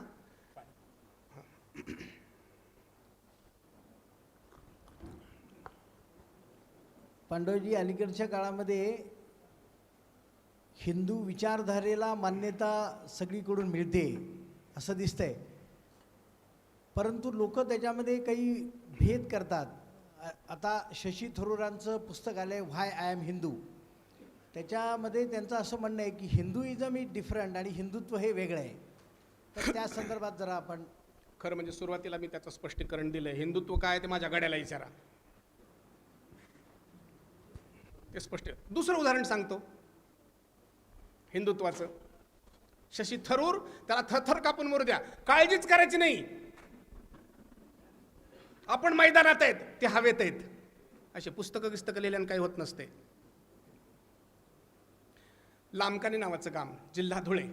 रात्री मुक्काम पडला, दुसऱ्या दिवशी उत्सव. आमचा उत्सव म्हणजे काय असतंय, निम्या अर्ध्या पोराच्या अंगात चड्याच नसत्यात, जरी आम्हाला चड्डीधारी म्हणलं तरी. त्यांच्यासमोर भाषण, जगाचं कल्याण करायचं, त्याला अंगात चड्डी नाही. दुसऱ्या दिवशी सकाळी भाषण. माझी मुक्कामाची सोय तिथल्या त्या चौधऱ्याने कुठे केली? चंद्रकांत चौधरी. म्हटलं कुठे गेले? चंद्रवदन चौधरी. ते म्हणले कांद्याचा ट्रक घेऊन गेला गावाला. म्हणलं आता आपण कुठे जात नाही. म्हणले त्या प्रशासन मला तुम्हाला त्या परदेशी माणसाकडे तुम्हाला. म्हणजे फॉरेनर? ते म्हणले तुला फॉरेनर नाही, परदेशी आडनाव आहे, त्याच्याकडे मुक्कामाची सोय आहे. मग त्याचा काय धंदा आहे? ते फोटो काढतो. तो असं ते मोठं ते खोका असतं, ते झाकावं लागतं, ती फोटो काढतो सगळीकडे जाऊन. त्याच्याकडे सोय केली.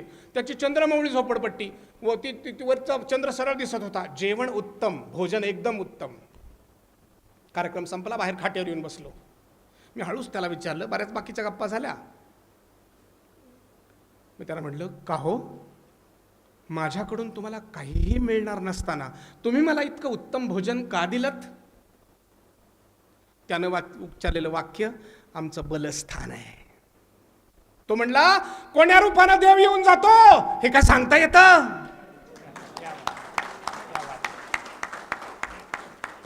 थरूरला हे नाही कळायचं, नाही कळायचं. जो धुळीतून शिखराकडे उठला त्या बाबासाहेब आंबेडकरांना कळतं. राग मानू नका, सोवळं संकुचित करणाऱ्याला नाही कळत.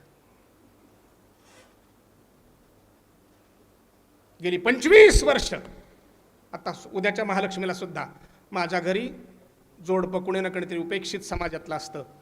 मी वात्रट मनुष्य आहे, चांगला नाही. मी ते सोवळं त्याच्या अंगाला घासीत असतो. ते म्हणतो, असं का करतात? जेव्हा ना बघतो तुझं किंवा माझं काय नेमकं वाईट होतंय ते. त्याला नाही कळायचं. थरूरला काही पुस्तकं लिहू द्या, आमचं बलस्थान हे आहे. मी तुम्हाला नम्र विनंती करीन, घाई करा आणि हे जे उरलं सुरलं हिंदुत्व आहे खेड्यापाड्यातलं, परदेशी माणसाचं, गोरगरिबाचं, त्याला तातडीनं सांभाळायला सुरुवात करा. तातडीनं आम्ही धावलं पाहिजे आणि सांभाळलं पाहिजे. ही सगळी माणसं हे हिंदुत्वाचं प्रतीक आहेत. त्यांचं पुढचं वाक्य आहे, पांडवसाहेब, हे जर खूप आधी घडलं असतं तर 1956 साल कशाला उजडलं असतं. म्हणून अधिकात अधिक घाई करून आपण तातडीनं तिथलं हिंदुत्व शोधा, ते मजबूत करा, तसा व्यवहार करा. थरूराच्या भानगडीने काय होत नाही. चला पुण्यातलं सांगतो, थरूराच्या लेवलचं उदाहरण. मला त्या मध्यंतरी बसवेश्वरावर बोलायला पुण्यात बोलावलं होतं. अर्थातच बसवेश्वर, कर्नाटकातली इलेक्शन, पुण्यातलं बसवेश्वर, त्यांची ती वस्ती, हाय फाय, AC असलेल्याच गाड्या. तिथून मला नेलं. उतरल्या 10-15 लोक या वेलकम वेलकम असं सगळं होऊन मध्ये गेलो. आणि मी माझ्या तोत्र्या बोबड्या भाषेत बसवेश्वर समजावून सांगितला. मला समजावून सांगावा लागला नाही. तिथेच बोर्डावर इथून तिथून बसवेश्वरांनी वारंवार वेदात काय लिहिलंय ते सगळं त्यांनीच लिहून ठेवलं होतं.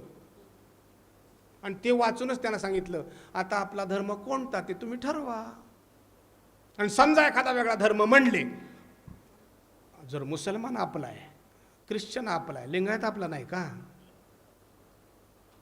सांगून सांगून पुन्हा एकदा लिंगायत असंच म्हणेल ना, वीर शैव असंच म्हणेल ना, म्हणू द्या ना, काही फरक पडत नाही, काही फरक पडत. धर्म म्हणला काय, नाही म्हणला काय. पुन्हा वीरशैव काय सांगतात? बसवेश्वराचं वचन आहे, मंडूक कुलकी कन्या मंदोदरी, मातंगी का पुत्र मार्कंडेय, कश्यप लुहार, अगस्त्य मछुआ और कश्यप लुहार थे. कुल क्यों पूछते हो, उससे क्या होता है? शिव भक्त कुलीन है. हे कुडल संगम देव, शिवभक्त कुलीन है. वेगळं काय सांगतील, काय लपवतील? आम्ही वेगळे, काय लपवतील? दिव्याच्या ऐवजी मेणबत्ती, इतकंच ना, काय फरक पडतो? पण आम्ही जर असं आवळायला सुरुवात केली तर कुणीच सुटू शकत नाही. पण ताकद मात्र ती हिंदुत्वाची आपल्या अंतःकरणात पाहिजे. सांगतो, पॅन्थरचा कार्यकर्ता, मी जाणीवपूर्वक सांगतोय, शिवा कांबळे, धाराशिव, आजही आहे. शड्डू ठोकून बसला, मला तुमच्याशी बोलायचंय. म्हटलं पण मी ओळखत नाही. म्हटलं मी तुम्हाला ओळखतो. बसलो समोर. म्हटलं पण माझी एक अट आहे, चर्चेला बसल्यावर तुझं किंवा माझं मनाचं समाधान झाल्याशिवाय उठायचं नाही. तो म्हटला हो. आला, चर्चेला सुरुवात केली. चर्चा सगळी संपली, कडकडून मिठी झाली, घरी निघून गेला. महिना 2 महिन्यात त्याचा फोनच नव्हता. मीच फोन केला. म्हटलं शिवा विसरले का काय? नाही म्हटला सर. म्हटलं आज घरी येऊ का? तो म्हटलं आज नको, आमचा घरगुती कार्यक्रम आहे, मुलीचा वाढदिवस आहे. म्हटलं मग मी येतो. म्हटलं नाही, घरगुती आहे, घरच्या लोकांनाच बोलवलं आहे. फोन ठेवला. मी विचार केला, मी त्याच्या घरचा आहे का नाही? आमच्या ग्रामीण भाषेत त्याला निलट म्हणतात, बरोबर आहे? निलटासारखं काहीतरी सप्रेम भेट त्या लेकराला घेऊन गेलो. बसलो. सगळीच्या सगळी माणसं सावरली. माझ्यासाठी फोटोग्राफर मागवले, काहीतरी विशेष बाहेरून स्नॅक्स मागवले, खाणेपिणे सगळं झालं. मला ते भडभडून राहवलं नाही. मला बाहेर रोडवर तो सोडायला आला, स्कूटर होतं. आणि तिथं आल्यानंतर मी त्याला शिवाला विचारलं, शिवा माझ्या पूर्वजांनी 1000-1500 वर्षापासून तुम्हा लोकांवर अन्याय केले, तरीही आज मी काहीही देणार नाहीये आणि पहिल्यांदाच मी तुझ्याकडे आलोय. केवढा सत्कार केलास माझा. गुन्हेगार मी आहे, तू नाही.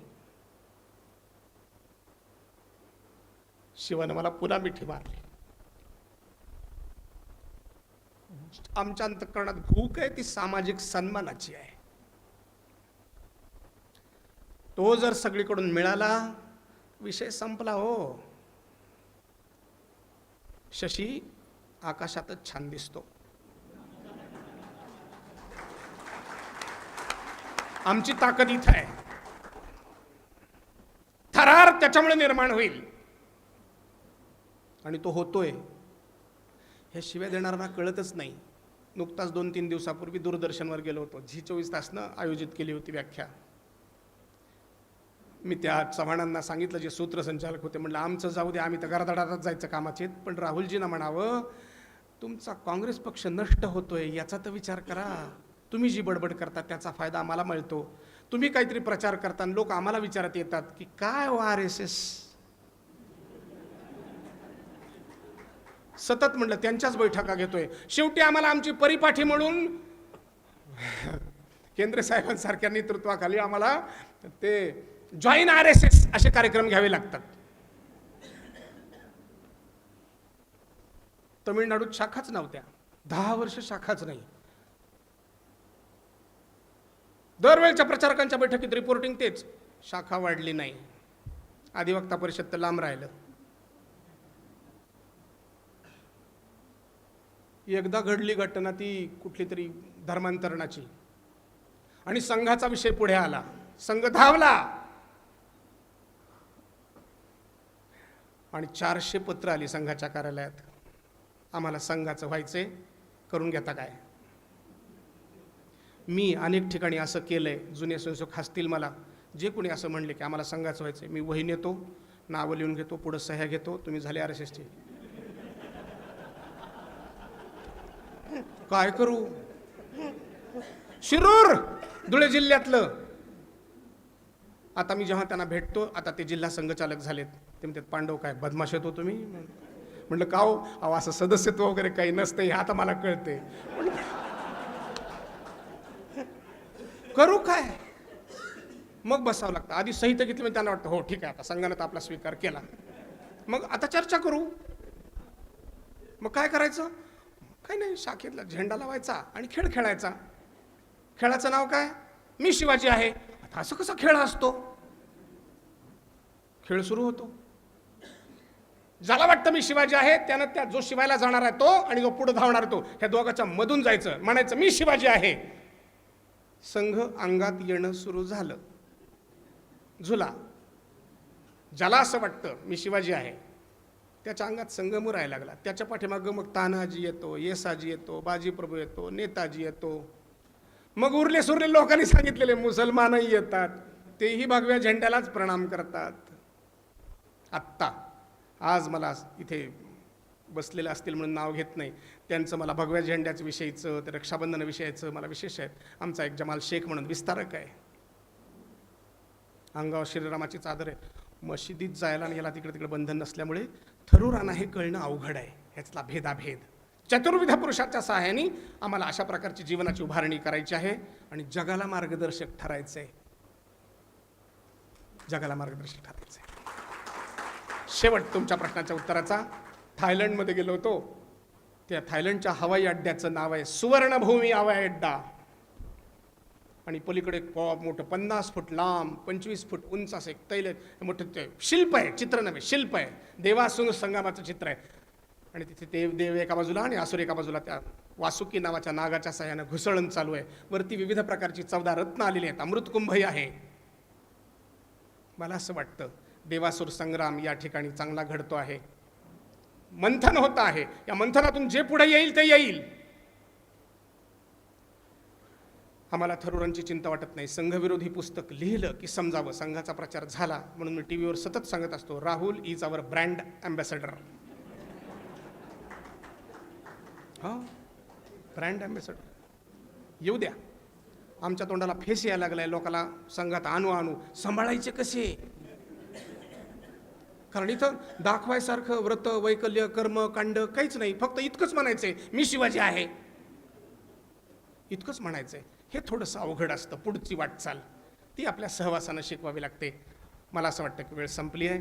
अंतःकरणामध्ये आपल्याला भाव एवढाच ठेवावा लागेल, या इथल्या पर्वत सरिता, सूर्य चंद्र अंबर वारा, ऋतू वसंत प्रिय मज इथला, प्रिय इथल्या पाऊस धारा, फुलबाग फुले शेजारी, गंध गंध माझा आहे, भारतीय जनसिंधूतील बिंदू बिंदू माझा आहे, हिंदू हिंदू माझा आहे.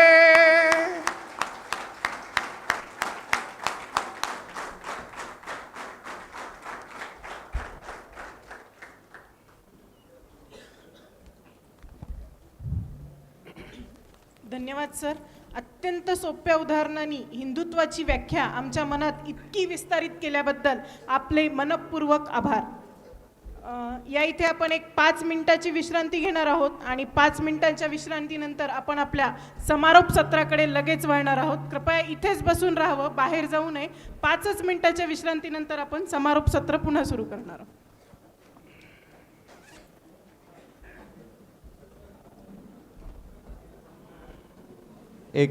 अजून एक पुस्तक सांगायचं आहे. सच्चर समिती गठीत करण्यात आलेली होती सुप्रीम कोर्टाच्या आदेशाने आणि त्याच्यानंतर मनमोहन सिंगांच्या गव्हर्नमेंटमध्ये एक समिती गठीत करण्यात आली होती. तर त्याचे राजेंद्र सच्चर हे त्याचे मुख्य होते, म्हणून याला सच्चर समिती म्हणली जाते. आणि ह्या सच्चर समितीचा अहवाल हा कसा घातक आहे याबद्दल समीर दरेकरांचं एक पुस्तक आहे. सच्चर समितीचा अहवाल अर्थात धर्मनिरपेक्षतेच्या कल्पनेलाच सुरुंग, म्हणजे धर्मनिरपेक्ष भारत निर्माण करण्यासाठी म्हणून असं एक घाट घातला होता तेव्हा. आणि त्या अनुषंगाने हे पुस्तक आलेलं, समितीने अहवाल सादर केला होता सच्चर समितीने. तर त्या संदर्भामध्ये हे पुस्तक अहवाल कसा घातक आहे धर्मनिरपेक्षतेला याच्यावरती समीर दरेकरांनी त्या अहवालाचा एकंदर परिस्थितीचा अभ्यास करून आणि हे पुस्तक लिहिलेलं आहे. तर आपण जरूर हे पुस्तक आत्ताच मी उपलब्ध करून घेतलं आहे मुद्दाम आपल्या सर्वांसाठी. तर ते ह्याचा आपण इथून बुक काउंटरवरनं ते घेऊ शकता विकत. परिचय वर्गाच्या समारोप सत्रात आपण येऊन पोहोचलेलो आहोत. समारोप सत्रासाठी मी मंचावर आमंत्रित करते श्री रामानंदजी काळे. श्री रामानंदजी काळे, प्रांत प्रचारक, राष्ट्रीय स्वयंसेवक संघ, देवगिरी प्रांत. त्यानंतर मी आमंत्रित करते श्री हरीशजी कुलकर्णी, प्रांत कार्यवाह, राष्ट्रीय स्वयंसेवक संघ. श्री हरीशजी कुलकर्णी, प्रांत कार्यवाह, राष्ट्रीय स्वयंसेवक संघ. यासोबतच मी मंचावर आमंत्रित करते ॲडव्होकेट श्री आशिषजी जाधवर, सहमंत्री अधिवक्ता परिषद, देवगिरी प्रांत.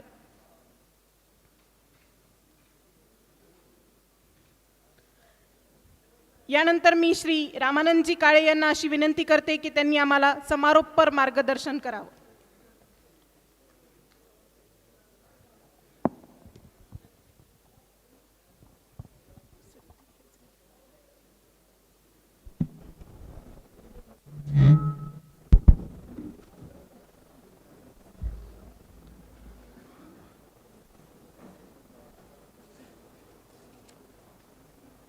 मंचावर उपस्थित आपल्या देवगिरी प्रांताचे प्रांत कार्यवाह हरीशजी,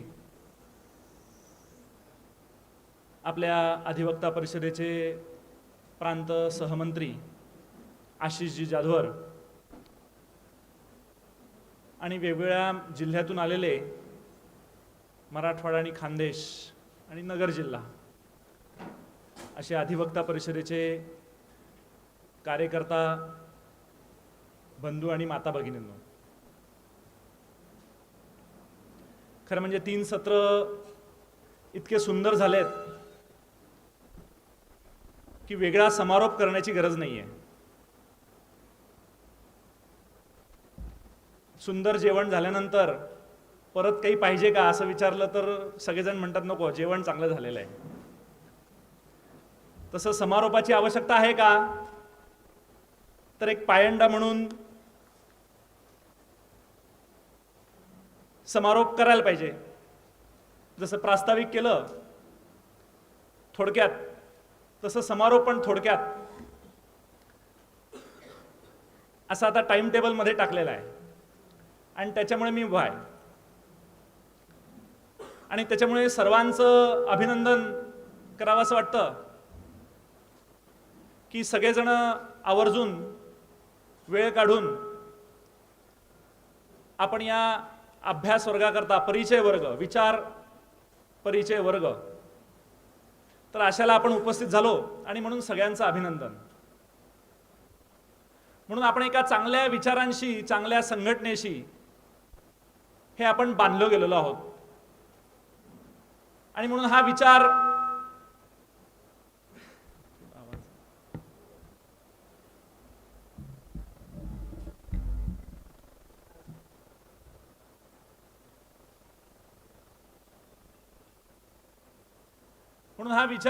जो आहे सध्या देशामध्ये वैचारिक लढाई चालली आहे. म्हणून अधिवक्ता परिषद काय आहे, आपला विचार काय आहे, आपण कशाशी बांधलो गेलेलो आहोत हे नीट समजून घेऊन काम केलं पाहिजे. आणि म्हणून आजचे जे 3 सत्र घेतले ते त्या दृष्टीनेच एक एक विषय हे लक्षात घेऊन त्यांची मांडणी ही केली गेलेली आहे. आणि म्हणून जम्मू काश्मीर विषय असेल की ज्याचा आज देशामध्ये प्रत्येक जण त्या विषयावर काही ना काही मत व्यक्त करायला तयार आहे. दुसरा समरसतेचा विचार आहे की जातीय विषयातून एक उभी फूट पाडण्याचा प्रयत्न समाजामध्ये होतोय आणि काही स्वार्थी मंडळी त्याच्यामध्ये हा सगळा विषय आणतायत. हिंदुत्व या विषयामध्ये पण आता लढाई ही हिंदुत्व आणि अन्य अशी राहिलेली नाही आहे, तर सॉफ्ट हिंदुत्व आणि हार्ड हिंदुत्व अशी लढाई करण्याचा प्रयत्न हा होतोय.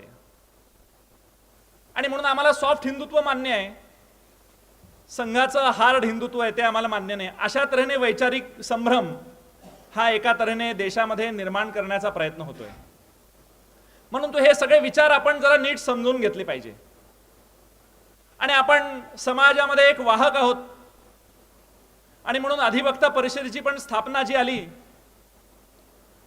ती 25-26 वर्षांपूर्वी 1992 मध्ये आपल्या अधिवक्ता परिषदेची स्थापना झालेली आहे. आपल्याला माहीत नसेल की अधिवक्ता परिषदेची स्थापना कोणी केली, कुठल्या विचारातून झाली तर माहिती आहे.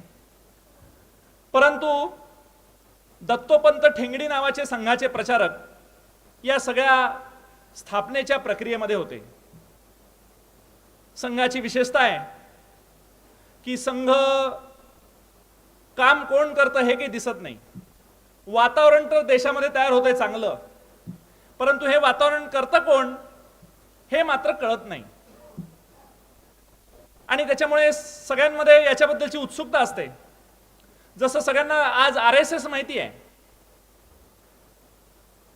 राष्ट्रीय स्वयंसेवक संघ म्हणता येणार नाही, RSS सगळ्यांना म्हणता येईल.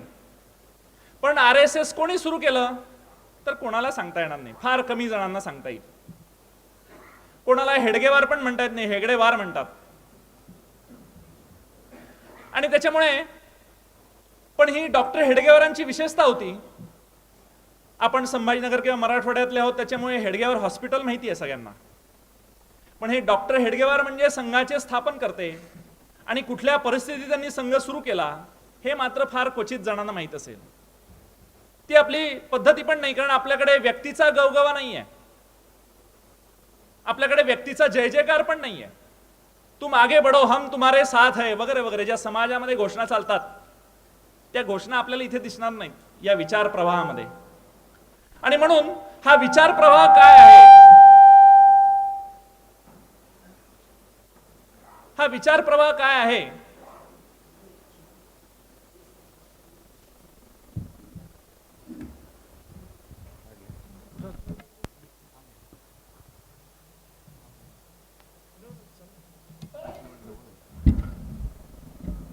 हा विचार प्रवाह काय आहे हे समजून घेतलं पाहिजे. आपल्या हेडगेवार हॉस्पिटलच्या नवीन वास्तूमध्ये जे स्थानांतरण झालं त्या स्थानांतरणाला रतनजी टाटा आले होते. आणि ही गोष्ट जवळपास 18-19 वर्षांपूर्वीची. आणि त्यांना घेऊन आत्ताचे जे केंद्रीय मंत्री आहेत नितीनजी गडकरी हे त्यांना घेऊन विमानातून येत होते. आणि त्यांनी विमानामध्ये प्रश्न विचारला नितीनजींना की हेडगेवार हॉस्पिटल जे आहे त्यांना हेडगेवारांनी जागा दिली आहे का. कारण हेडगेवार हॉस्पिटल नाव कशासाठी ठेवतील, ते जर गेलेत वारलेत, एक तर त्यांनी जागा दिली असेल किंवा त्यांच्या मुलांनी वगैरे माझ्या वडिलांचं नाव द्या मी पैसे देतो अशा तऱ्हेने झालं असेल. समाजामध्ये हेच रूढ असतं. म्हणून रतनजी टाटांसारख्या व्यक्तीला पण राष्ट्रीय स्वयंसेवक संघ माहिती आहे, तो विचार माहिती आहे, परंतु हेडगेवार माहिती नाही. मध्ये आपल्या हेडगेवार रुग्णालयाची मंडळी सचिनजी तेंडुलकर यांच्याकडे भेटायला गेली की त्यांनी हॉस्पिटलमध्ये यावं भेट द्यायला. म्हणून जे मध्यस्थी होते प्रभू देसाई म्हणून, आणि त्या मध्यस्थींना नंतर 15 दिवसानंतर आठवण करून दिली की आपल्या भेट झाली होती, काय झालं त्याचं. तर प्रभू देसाई गेले तर लेफ्टी लिहितात सचिन तेंडुलकरांनी आळं करून ठेवलं होतं भेटीच्या नंतर की हेडगेवार स्वतः आले नव्हते भेट मागायला. सांगण्याचा उद्देश की हेडगेवार माहिती नाही, राष्ट्रीय स्वयंसेवक संघ सगळ्यांना माहिती आहे, जगाला माहिती आहे. ही आमची विशेषता आहे. त्याच्यामुळे दत्तोपंत ठेंगडी कोणाला माहित नाहीये, अधिवक्ता परिषद सगळ्या देशामध्ये आहे. म्हणून 25 वर्षांपूर्वी जी स्थापना केली दत्तोपंत ठेंगडी, ज्यांचं पण जन्मशताब्दी वर्ष पुढच्या 2 वर्षांमध्ये येईल 2020, पण कोणाला माहित नाहीये. आणि लॉचं शिक्षण पूर्ण झाल्यानंतर 1941 साली संघाचे प्रचारक निघालेले वर्धा जिल्ह्यातल्या आर्वीचे दत्तोपंत ठेंगडी, आणि यांनी अनेक संघटनांच्या सुरुवातीमध्ये महत्त्वाची भूमिका निभावलेली आहे. अखिल भारतीय विद्यार्थी परिषद, ज्यावेळेला संघावर पहिली बंदी होती, तर अखिल भारतीय विद्यार्थी परिषदेची स्थापनेमध्ये दत्तोपंत ठेंगडींचा सहभाग होता. भारतीय मजदूर संघ सुरू झाला. भारतीय मजदूर संघ सुरू करण्यापूर्वी दत्तोपंतांनी इंटक आयटक मध्ये स्वतः काम केलं प्रचारक म्हणून, परंतु तिथे काम केलं की कार्यपद्धती काय मजदूर संघाची, आणि ती मजदूर संघटनेची कार्यपद्धती समजून घेऊन नंतर मजदूर संघाची स्थापना झाली आहे. आज जगातील एकमेव मोठी संघटना की जिचा लेबर ऑर्गनायझेशनमध्ये प्रतिनिधी जातो अशी मजदूर संघ सुरू केली ती दत्तोपंत ठेंगणींच्या पुढाकाराने. तसंच किसान संघ आहे, तसंच स्वदेशी जागरण मंच आहे. अशा सगळ्या संघटना दत्तोपंत ठेंगणींच्या पुढाकाराने त्यांनी एकत्र केलं. या क्षेत्रात काम करणाऱ्या सगळ्या स्वयंसेवकांना एकत्र केलं आणि हा विचार, आपला विचार या संघटनेमध्ये गेला पाहिजे. आणि म्हणून न्याय मम धर्म आणि असं ब्रीद वाक्य घेऊन अधिवक्ता परिषद ही कामाला सुरुवात झालेली आहे. म्हणजे गैर राजकीय संघटन, म्हणजे अनेक पक्षांचे वकील आघाडी आहे, परंतु ती त्या त्या पक्षाशी बांधली गेलेली आहे. त्यांना इतर पक्षांचा विचार मान्य होणार नाही, इतर पक्षांचं त्यांना काम करता येणार नाही. म्हणून आपली एकमेव संघटना आहे की जी गैर राजकीय आहे. तुम्ही अधिवक्ता परिषदेचं काम केलं तर याच विचारांनी चाललं पाहिजे, काही गरज नाहीये. कुठल्याही विचारांच्या दृष्टीने तुम्ही काम करू शकतात अन्य ठिकाणी. जसं मी अधिवक्ता परिषदेचं झालो, मी स्वाध्याय परिवाराचंही काम करू शकतो, मी आर्ट ऑफ लिव्हिंगचंही काम करू शकतो, मी श्री श्री रविशंकर नरेंद्र महाराज कुठलंही काम करू शकतो, आध्यात्मिक दृष्ट्या मी कोणाचंही काम करू शकतो. आणि तसं अधिवक्ता परिषद आम्ही सदस्य झालो तर मी एका पक्षासाठीच मी बांधलं गेलेलं असं काही गरज नाहीये. आणि म्हणून ही गैर राजकीय संघटना एकमेव, आणि तसंच गैर शासकीय, काही शासनाचं याला काही बंधन नाही. आणि म्हणून गैर शासकीय आणि गैर राजकीय असं एकमेव संघटन, आणि म्हणून अधिवक्ता परिषद ही आपली विशेषता आहे. आणि म्हणून न्याय मम धर्म, आणि म्हणून न्यायासाठी काम करायचं. मग तो न्याय आपण तर बघतो की काम करत असताना आणि या सगळ्या विषयांमध्ये न्याय व्यवस्था बळकट करणं, आणि आपल्यासारख्या जसं आज वेगवेगळे विषय आपल्याला माहिती झाले आणि त्याच्यासाठी वेगवेगळ्या कार्यशाळा, अभ्यासगट, चर्चासत्र अशांचं आयोजन करणं. कारण आज आपल्यासारख्या मंडळींना पण जो फिडिंग पाहिजे वेगवेगळ्या विषयांचं, आणि हे त्याच्यासाठी एक व्यासपीठ पाहिजे, आणि ती फार मोठी गरज. आणि म्हणून अशा तऱ्हेने अधिवक्ता परिषद या दृष्टीने काम करते की आपल्याला पण अभ्यास करायला चालना मिळावी. आणि म्हणून वेगवेगळ्या ठिकाणी असे अभ्यास गट स्थापन करणं त्या त्या कोर्टाच्या अंतर्गत, आणि अशी आज गरज ही फार मोठ्या प्रमाणात आहे. केवळ सोशल मीडियावर ऍक्टिव्ह होऊन चालणार नाही, तर 10 जण एकत्र येऊन अशा तऱ्हेने वेगवेगळ्या विषयांवर वेगवेगळे विचार अशी एकत्रित करण्याची गरज ही आज फार मोठ्या प्रमाणात आहे. आणि म्हणून अधिवक्ता परिषदेने अशी एक दिशा ही आपल्या सगळ्यांना ही दिलेली आहे. अधिवक्ता परिषद जसं वेगवेगळ्या विषयात काम करते, तसं एक न्याय केंद्र हे फार मोठं काम अधिवक्ता परिषदेच्या योजनेतून हे सुरू झालेलं आहे. आपल्या प्रांतामध्ये पण काही ठिकाणी असे न्याय केंद्र, एक परभणीमध्ये सुरू झाल्याचं मला माहिती आहे, एक संभाजीनगरमध्ये सुरू झाल्याचं माहिती आहे. पण असे न्याय केंद्र प्रत्येक जिल्ह्याच्या ठिकाणी, आणि अशा तऱ्हेने या न्याय केंद्रांच्या माध्यमातून अनेक विषय आपले दादासाहेब बेंद्रे म्हणून जे पुण्याचे कार्यकर्ते आहेत, स्वयंसेवक आहेत, त्यांच्या कल्पनेतून हे सगळं आलं. आता हे आवश्यकता आहे, सरकारला पण आवश्यकता आहे, न्याय व्यवस्थेसाठी पण आवश्यकता आहे की कोर्टाच्या बाहेरच अशा तऱ्हेने वेगवेगळ्या तऱ्हेने न्यायासाठी सल्ला देणं, आणि याची गरज आज समाजामध्ये फार मोठ्या प्रमाणात आहे. आपण आज बघतोय की सामाजिक अवस्था जी बघतोय, मी पळीला एका वकिलांकडे भेटायला गेलो होतो, तर डायव्होर्सचं प्रमाण फार वाढत आहे. याला जबाबदार कोण? आजची सामाजिक स्थिती कालाय तस्मेन महा. पण असं म्हणून केवळ चालणार नाही, आणि म्हणून आमची काही भूमिका आहे की नाही. आणि म्हणून आमची भूमिका काय त्याच्यातली? आमच्याकडे केस आली, आम्ही चांगल्या तऱ्हेने लढवू, डायव्होर्स मिळवून दिला सहज, परंतु आम्हाला त्याच्या पुढची भूमिका करायची आहे अधिवक्ता परिषद म्हणून.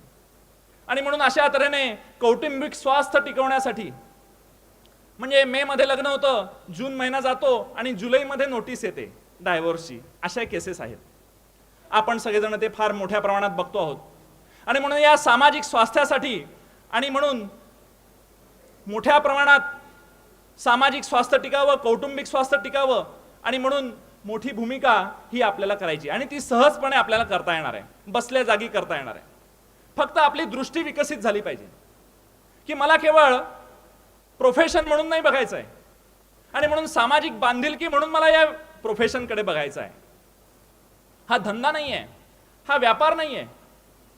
तर हे माझं करिअर, सेवाव्रत हे कसं होईल याच्याकडे बघायचं आहे. म्हणून सामाजिक बांधिलकी असेल आणि म्हणून ही सामाजिक बांधिलकी आणि म्हणून एका ठिकाणी फार छान उल्लेख केला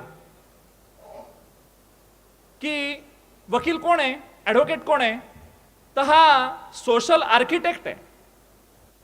आणि म्हणून समाजाचं चित्र कसं असलं पाहिजे याचं व्हिज्युअलायझेशन करून आणि त्या दृष्टीने वाटचाल समाजाची नेण्याच्या दृष्टीने वकिलांची भूमिका म्हणून सोशल आर्किटेक्ट अशा दृष्टीने आम्हाला आमच्या प्रोफेशनकडे बघावं लागेल. आणि म्हणून अशी ही सगळी भूमिका ही आपल्याकडनं अपेक्षित आहे. याच्यामध्ये आड काय येतं? याच्यामध्ये आड येते संकुचित मनोवृत्ती. ही संकुचित मनोवृत्ती आम्हाला सोडावी लागेल.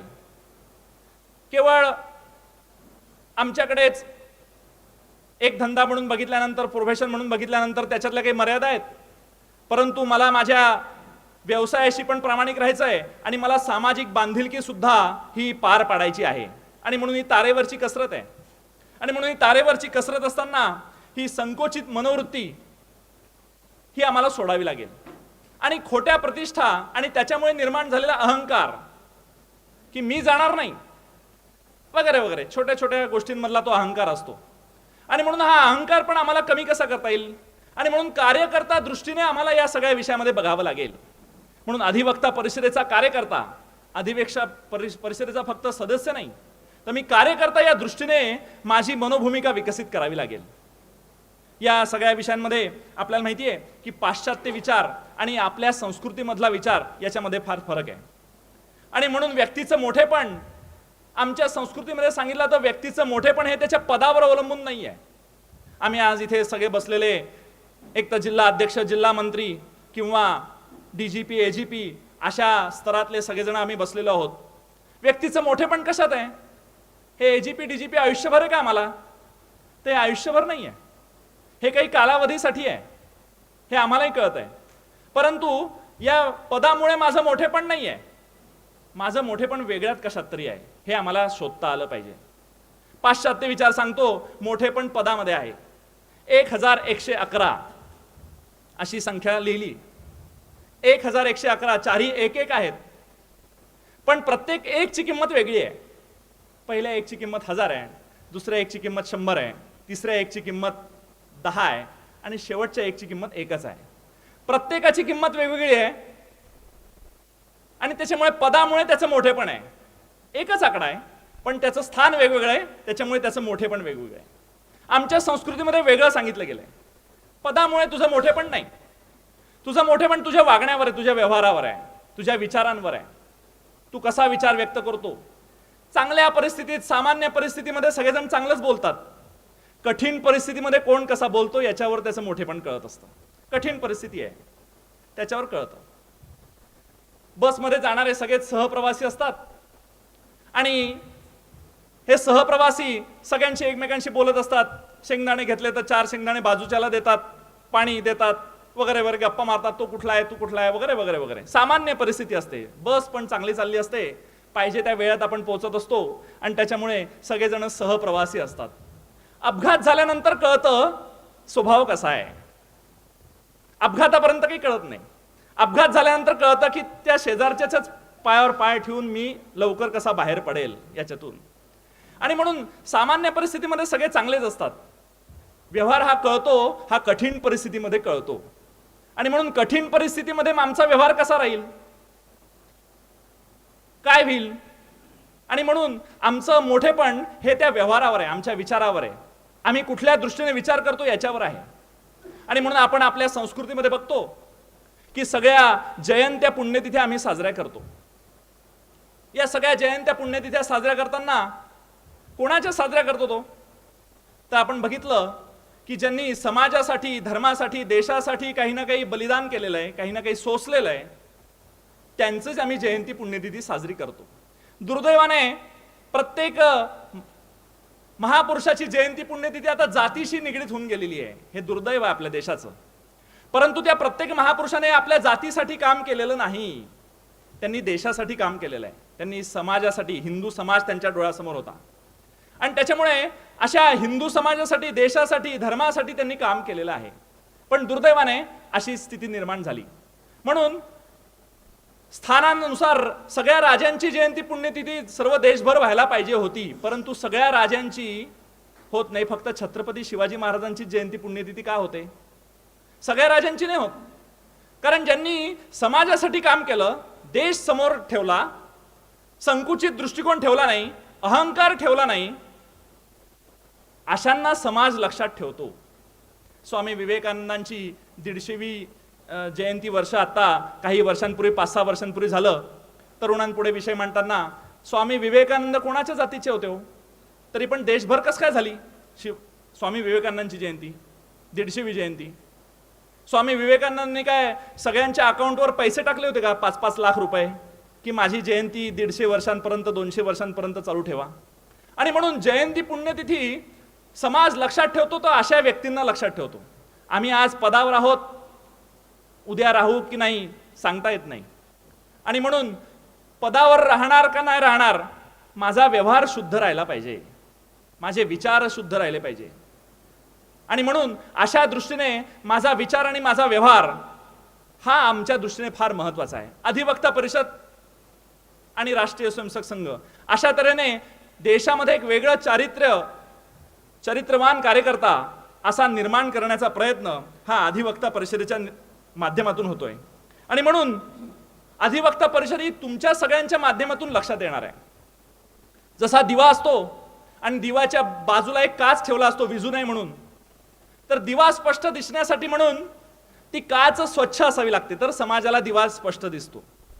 म्हणून आपला विचार जर नीट कळायचा असेल समाजाला, तर कार्यकर्ता रूपी जी काच आहे ती स्वच्छ पाहिजे. ती जर काळवंडलेली असेल तर त्या विचारांचा समाजाला पण फायदा होणार नाही आणि समाजाला पण तो दिवा स्पष्टपणे दिसणार नाही. आणि म्हणून कार्यकर्ता हा स्वच्छ काचेसारखा पाहिजे. की अधिवक्ता परिषद काय आपल्या व्यवहारातून कळलं पाहिजे. 1992 साली स्थापन झाली काय आणि दत्तोपंत ठेंगडींनी स्थापन केली काय हे समाजाला नाही कळलं तरी चालेल. आणि म्हणून राष्ट्रीय स्वयंसेवक संघ कशामुळे कळला, तर राष्ट्रीय स्वयंसेवक संघाचे स्थानिक कार्यकर्ते लोक बघतात, अरे नाही हा निस्वार्थपणे काम करतो, हा शिस्तीने काम करतो, हा देशभक्तीसाठी काम करतो. याच्यामुळे राष्ट्रीय स्वयंसेवक संघाचं स्थान आहे. राष्ट्रीय स्वयंसेवक संघाचं स्थान कुठली आहे की सत्ता आली आणि म्हणून निर्माण झालेलं नाहीये. 92 वर्षांचा जो संघाचा इतिहास आहे तो मोहनजी भागवत सरसंघ चालक आहेत आणि त्यांच्या चांगल्या मिशा आहेत म्हणून स्थान निर्माण नाही झालेलं. तर असा स्थानिक कार्यकर्ता जो काम करतो, जिथे शाखा भरवतो आणि तो जितका शुद्ध आहे तेवढंच संघाची प्रतिमा ही शुद्ध राहते. आणि त्याच्यामुळे संघाची ताकद रोज जो काम करतो त्या त्या ठिकाणी त्याच्यावर संघाची ताकद आहे. संघाची ताकद ही सरसंघ चालक कोण आहे याच्यावर नाहीये. आणि म्हणून हे आम्ही जर ओळखलं तर अशा तऱ्हेने एक योग्य व्यवहार हा आमच्याकडनं होईल. आणि म्हणून सत्तास्थान कोणाच्या हातात आहे, सत्ता केंद्र कोण आहे, सत्ता बाह्य केंद्र कोण आहे, त्याच्यामध्ये तर बदल हे होत राहतील. ती आज यांच्या हातात आहे, उद्या त्यांच्या हातात आहे. आणि त्याच्यामुळे हे समाजामध्ये चालत राहणार. अटल बिहारी वाजपेयींचं आज सगळे जण महिना होऊन गेला,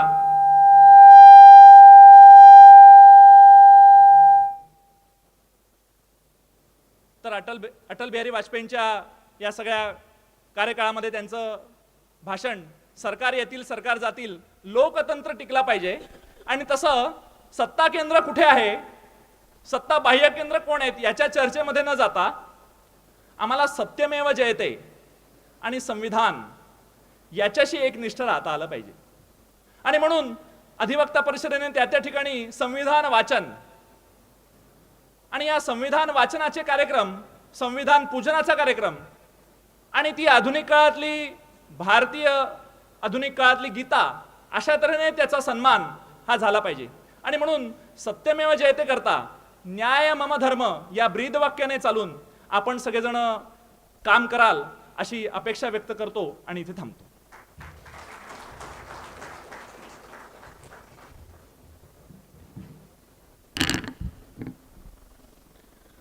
धन्यवाद सर. आपल्या मौल्यवान मार्गदर्शन आम्हाला नक्कीच खूप उपयुक्त ठरेल.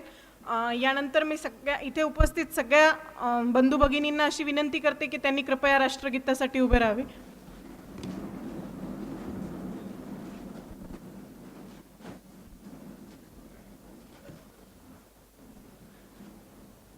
जनगण मन अधिनायक जय हे भारत भाग्य विधाता.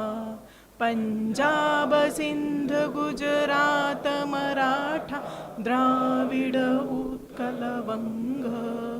विंध्य हिमाचल यमुना गंगा उच्चल जलधि तरंग. तव शुभ नामे जागे तव शुभ आशीष मागे. गाहे तव जय गाथा. जनगण मंगलदायक जय हे भारत भाग्य विधाता. जय हे जय हे जय हे जय जय जय जय हे. भारत माता की जय. या ठिकाणी आपलं हे आजचं विचार परिचय वर्ग संपला असं मी जाहीर करते. यानंतर चहा व अल्पोपहाराची सोय केलेली आहे. कृपया सगळ्यांनी असं